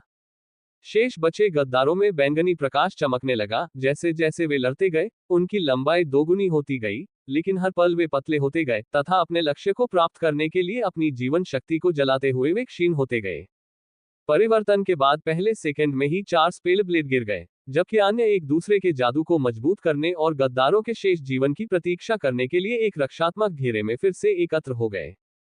गद्दार, जिनकी कभी उनमें सच्ची दिलचस्पी नहीं थी, एक साथ वे सभी काल की ओर मुड़े, जो सबसे बुरे हालात के लिए तैयार था, इससे पहले कि पीठ पर वार उसे उड़ा दे। वह न केवल जमीन पर लुढ़कता रहा, बल्कि हवा में उड़ता हुआ हिल जायंट के रक्षकों के ऊपर से निकल गया और लड़ाई से बाहर हो गया। उन्मत्त गद्दार उसका पीछा करने लगे और काल को थोर की अपार खुशी महसूस हुई कि उसकी गुलेल चाल काम कर गई। यह शायद वह उत्तर नहीं था जिसे काल ढूंढ रहा था, लेकिन इस ध्यान भटकाने वाली बात के कारण गद्दारों को अपने 3 और सदस्यों की कीमत चुकानी पड़ी, क्योंकि रे और उसके स्पाइडर गोलेम्स ने इसका फायदा उठाया, जिससे शेष बचे कुछ गद्दार संख्या में कम और पराजित हो गए। रणनीतिक रूप से ये शानदार था और टाइटन गॉड के अंतिम अनुयायी क्रोध की दहाड़ के साथ मर गए। हालांकि इससे काल युद्ध के गलत पक्ष में आ गया। अपनी टीम से 50 मीटर दूर उसके और अन्य लोगों के बीच हिल जायंट्स की एक सेना थी। उसे अजीब सा एहसास हो रहा था कि कोई फिर से उस पर हंस रहा है, उसके दिमाग के पीछे, लेकिन वह समझ नहीं पा रहा था कि यह कहां से आ रहा है। यह तो पक्का था कि उसके किसी जानवर से नहीं। वे उसकी स्थिति पर हंस रहे थे, लेकिन यह वैसा एहसास नहीं था। उनकी हंसी इस बात पर मनोरंजन की भावना के कारण थी कि उसने इतना अच्छा प्रोजेक्टाइल बनाया है। काल ने अपने विकल्पों पर विचार किया और यह निर्णय लिया कि समूह में वापस आने का सबसे अच्छा तरीका क्या होगा। पिछली लड़ाई में उन्होंने कुल 6 कमांडरों को खो दिया था, 4 रॉयल रैंक के गद्दारों के हाथों और 2 हिल जायंट्स के हाथों, लेकिन काल हॉक की अद्यतन संख्या से यह नहीं बता पाया कि वे कौन से 2 थे। लेकिन अब मुख्य लाइन से और भी जादूगर और उपचारक आ रहे थे, क्योंकि प्रगति रुक गई थी और उम्मीद है कि उन्हें कोई ऐसा मिल जाएगा जो पुनर्जीवित हो सके। शिक्षकों को अब तक संदेश भेजकर दूसरों को स्थिति से अवगत करा देना चाहिए था। काल युद्ध में वापस जाने ही वाला था जब उसने अपने गियर पर नजर डाली और पाया कि उसका कवच पूरी तरह से टुकड़े टुकड़े हो गया था, 1 दर्जन से अधिक स्थानों पर कटा हुआ था और उसके अपने ही उथले घावों से खून से लथपथ था, जो पहले से ही रिफ्रेशिंग लाइटनिंग के प्रभाव के साथ साथ लोट्स और डग की क्षेत्र उपचार क्षमताओं के कारण ठीक हो गए थे। यदि वह भाग्यशाली रहा तो जादुई मरम्मत क्षमता वाले लोग उस गंदगी को बचा सकते हैं, लेकिन आज के बाद उसे अपना गियर बदलना पड़ सकता है। गद्दारों की मौत ने हिल जायंट बल की योजनाओं का अंत कर दिया और वे हमलावर बल से पीछे हटने लगे तथा आगे की पंक्ति में मौजूद सैनिकों के तोपखाने की रेंज से बाहर जाने से पहले ही युद्ध से अलग हो गए। ये काल के लिए जीत कहने के लिए पर्याप्त था, इसलिए उसने हिल जायंट्स के भागने का इंतजार किया क्योंकि उसने अपनी ब्लेड से मिलने वाली जीवन शक्ति के विशाल प्रवाह को अवशोषित करने की पूरी कोशिश की। ये रिक्त स्थानों में पावर कोर के साथ आसानी से विलीन हो गया और वे जल्दी से फिर से चरम पर आ रहे थे, लेकिन अधिक शक्ति आ रही थी, इसलिए उसे जल्द ही इसे रिक्त स्थानों के माध्यम से फैलाना होगा और प्रक्रिया को जारी रखने के लिए एक बार फिर कोर को फिर से बनाना शुरू करना होगा। उन्हें अब कमांडर के शिखर के करीब पहुंचना था। राय ने अपनी प्रजाति के गुणों को रॉयल रैंक तक आगे बढ़ाया, लेकिन कल उस अड़चन को महसूस नहीं कर सका जिसे वह जानता था कि जब वह शिखर पर पहुंचेगा तो आने वाला था और उसे सीखना था कि रॉयल रैंक के लिए अपनी शक्ति को कैसे समायोजित किया जाए। एक बार जब हिल जायंट्स सुरक्षित दूरी पर पहुंच गए तो काल वापस समूह के पास गया और दीवार में एक नया छेद खोलने के लिए अपना मॉल निकाला। उन्हें अंततः इसके बारे में कुछ करना ही था, क्योंकि आने वाला हिल जायंट्स का अगला समूह भी इसके पीछे शरण लेगा। ये काल की समस्या नहीं थी, अकादमी में पृथ्वी के जादूगर भी थे और जब दीवार की रक्षा करने वाला कोई नहीं था और जादुई अवरोध समाप्त हो गए थे तो वे आसानी से दीवार को हटा सकते थे। लड़ाई खत्म होने के बाद टेसा और थोर ने अच्छी चीजों को लूटने का काम शुरू कर दिया, जैसा कि कई अन्य लोगों ने किया जो कुछ खोजबीन के लिए उपयुक्त स्थिति में थे। लूट तो लूट ही थी और समूह थोर के बैग में कोई भी जादुई चीज भर रहा था। जब तक काल लाइन पर पहुंचा तब तक गिरे हुए ज्यादातर लोगों को वापस जिंदा कर दिया गया था और सिर्फ एक बॉडी बैग को स्ट्रेचर पर ले जाया जा रहा था। ये काल के जानने वाले टीम के सदस्यों में से कोई नहीं था, जो एक छोटी सी खुशकिस्मती थी, लेकिन हमलावर टीम के कई लोग उससे भी ज्यादा बुरे दिख रहे थे। वे धीरे धीरे लाइन में वापस आ गए, थके हुए जादूगर की गति से आगे बढ़ रहे थे। यह एकमात्र ऐसा मार्ग था जहां कोई भी पीछे नहीं रह गया था, क्योंकि उनमें से कई एक दूसरे का समर्थन कर रहे थे जबकि उपचार मंत्र अपना जादू चला रहे थे। जादू से घाव जल्दी भर जाते थे, मांसपेशियां और हड्डियां धीरे धीरे ठीक होती थीं, लेकिन दर्द और पीड़ा आमतौर पर बनी रहती थी। यदि वे वास्तव में चाहते तो पादरी 1 सेकंड में टूटी हड्डियों से भरे शरीर को ठीक कर सकते थे, लेकिन मन की आवश्यकता अत्यधिक थी और जैसा कि काल ने समझा, ठीक हो चुके शरीर को अक्सर लंबे समय तक आघात और काल्पनिक दर्द से पीड़ित होना पड़ता था, जो कि धीमी गति से ठीक होने की तुलना में अधिक गंभीर होता था। इसलिए कभी कभी किसी की जान बचाना आवश्यक हो जाता था, लेकिन वे इससे बचने की पूरी कोशिश करते थे। जैसे ही वे अकादमी की रक्षात्मक रेखा के पास पहुंचे, सभी छात्र और बुलाए गए रिजर्व सैनिक वापस लौट रहे अभिजात वर्ग को सलामी देने के लिए खड़े हो गए। किसी को भी उम्मीद नहीं थी कि यह मुकाबला इतना अच्छा होगा, लेकिन फिर भी उन्होंने स्वेच्छा से भाग लिया। प्रधानाध्यापक स्वयं उनका स्वागत करने आए और सभी को किसी प्रकार की क्षति के लिए जांचा, ताकि वे आश्वस्त हो सके कि वे अपना कार्य जारी रखने के लिए स्वस्थ हैं। आप सभी का स्वागत है। आपके पास दिन भर की छुट्टी है, इसलिए कुछ खाकर जाएं और थोड़ा आराम करें ताकि आपके घाव ठीक हो जाएं। उसने उनका अभिवादन किया। धन्यवाद, हेडमास्टर। हम दोनों का उपयोग कर सकते हैं। साथ ही जादुई मरम्मत कौशल वाले एक कवच निर्माता की भी। मुझे बताया गया है कि मेरे उपकरण की मरम्मत की जा सकती है, इस खराब हालत में भी। काल ने उत्तर दिया।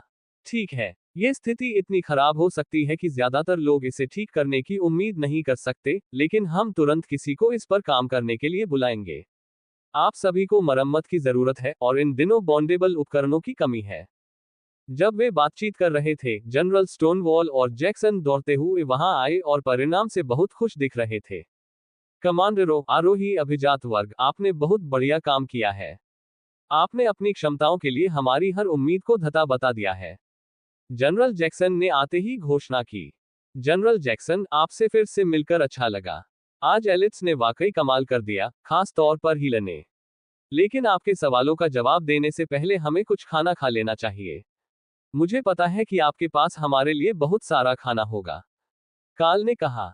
जनरलों ने अभिजात वर्ग की क्षतिग्रस्त स्थिति को देखते हुए कुछ क्षण रुककर चुपचाप सिर हिलाया। कृपया हमारे उत्साह को क्षमा करें। अब जब ट्रेलर आ गए हैं तो हम उचित भोजन तैयार कर रहे हैं और कसाई का काम भी अच्छी तरह से चल रहा है। काल ने सिर हिलाया। मैंने अपने जानवरों से भी बहुत सारा मांस इकट्ठा करवाया था, कई ट्रेलरों के बराबर, और यह सब उन जानवरों से था जिन्हें काफी स्वादिष्ट माना जाता है। उसने चलना बंद नहीं किया और बस मेस हॉल की ओर बढ़ता रहा, जहां उनके पास रात के खाने के लिए स्टू बनाने वाले कई बड़े प्रेशर कुकर थे, और मेस हॉल में एक नए बनाए गए स्मोकर्स में दर्जनों बेकिंग शीट जो ताजे डिनर रोल की तरह लग रहे थे, ताकि उन्हें अजीब डिब्बाबंद ब्रेड या हॉटेक खाने की जरूरत न पड़े। कवचधारी भी वहां स्ट्राइक टीम का इंतजार कर रहे थे। उन्हें आमतौर पर लड़ाके नहीं माना जाता था और ज्यादातर जागृत रैंक के सैनिक थे जिन्होंने क्राफ्टिंग आधारित कक्षाएं हासिल की थी। साथ ही कुछ पादरी भी थे जिनके पास मरम्मत के कौशल थे। अगर हर कोई अपने कवच को बदल सकता है और इसे पास कर सकता है, तो हम कवचधारियों में से किसी एक को इसे देखने के लिए कहेंगे। हम जितना बचा सकते हैं बचाएंगे, लेकिन जब हम काम पूरा कर लेंगे तो हम इसे आपको वापस दे देंगे, भले ही हम इसे कल से पहले पूरी तरह से ठीक न कर पाएं। हमारे पास पर्याप्त आपूर्ति है, लेकिन ऐसा लगता है कि आपका बहुत सारा सामान पूरी तरह नष्ट हो गया है। अपनी बांह पर स्टाफ सार्जेंट की वर्दी पहने हुए एक व्यक्ति ने घोषणा की। उन्हें बदलने में ज्यादा समय नहीं लगा और आपूर्ति कर्मचारियों ने टीम के सदस्यों की संख्या के बराबर ही आर्मरा भेजे थे। यह उनकी टीम का बहुमत हो सकता है, ये देखते हुए कि एक औसत दिन की तुलना में कितना गियर नष्ट हो गया था, लेकिन यह उन सभी का नहीं होना चाहिए। उन्हें गियर ठीक करने की जितनी जरूरत थी, उतनी ही वे अन्य गियर को बिना किसी मरम्मत करने वाले के छोड़ना नहीं चाहते थे। लोट्स और ट्रेसा आगे बढ़े और ट्रेसा ने कवच बनाने वालों को संबोधित किया। अगर आप सामग्री उपलब्ध कराएंगे तो हम अपनी टीम के गियर का ख्याल रखेंगे। हमारे पास वह सब कुछ ठीक करने का कौशल है जिसका वे उपयोग कर रहे हैं। बेशक, बस हमें बताएं कि आपको क्या चाहिए। पूरा शस्त्रागार हमारे कमांडर रैंक के सदस्यों और उच्च पुजारियों के लिए उपलब्ध है, सार्जेंट ने उन्हें सूचित किया। टेसा ने काल को आंख मारते हुए कहा कि वह इसका लाभ उठाकर हर चीज को सर्वोत्तम स्तर पर ठीक करेगी, और काल इसे क्रियान्वित होते देखने के लिए उत्सुक था। ये युद्ध देवी का आशीर्वाद था, लेकिन जब से वे मिले थे तब से उसे इसका उपयोग करने की आवश्यकता नहीं पड़ी थी, क्योंकि उस समय तक उनका कवच थोड़ा क्षतिग्रस्त हो गया था और ज्यादातर कपड़े या चमड़े की वस्तुओं को ही मरम्मत की आवश्यकता थी। प्रकृति पुजारिन के रूप में ये लोट्स की विशेषता थी, हालांकि काल को संदेह था कि डॉग अब इसे बेहतर कर सकता है क्योंकि वह आगे बढ़ चुका था। स्टाफ ने सुबह के भोजन के लिए स्टू के कटोरे लाए, साथ में ढेर सारे ताजे बन भी, जो दिखने में जितने घने थे उससे कहीं ज्यादा स्कोन या नाश्ते के बिस्कुट जैसे थे। ये बात सही थी, क्योंकि वे लाइन कुक थे, कोई बेकरी नहीं थी, और उन्हें प्रति भोजन हजारों की संख्या में बन बनाने की जरूरत थी, इसलिए एक अच्छे फूले हुए बन को फूलने का समय नहीं मिल पाता था। लेकिन स्टू में सिर्फ ताजा मांस था, साथ ही आलू, प्याज और गाजर भी थे। जब इन्हें भंडारण के लिए तैयार किया गया तो ये सब बहुत स्वादिष्ट लगे। ये सरल था, लेकिन पौष्टिक और पेट भरने वाला था, और हर कोई अच्छी तरह से तृप्त होकर और सोने के लिए तैयार होकर अपने बिस्तर पर वापस जाने के लिए तैयार था। बेशक, काल की टीम के किसी भी सदस्य के लिए यह इतनी जल्दी नहीं होने वाला था।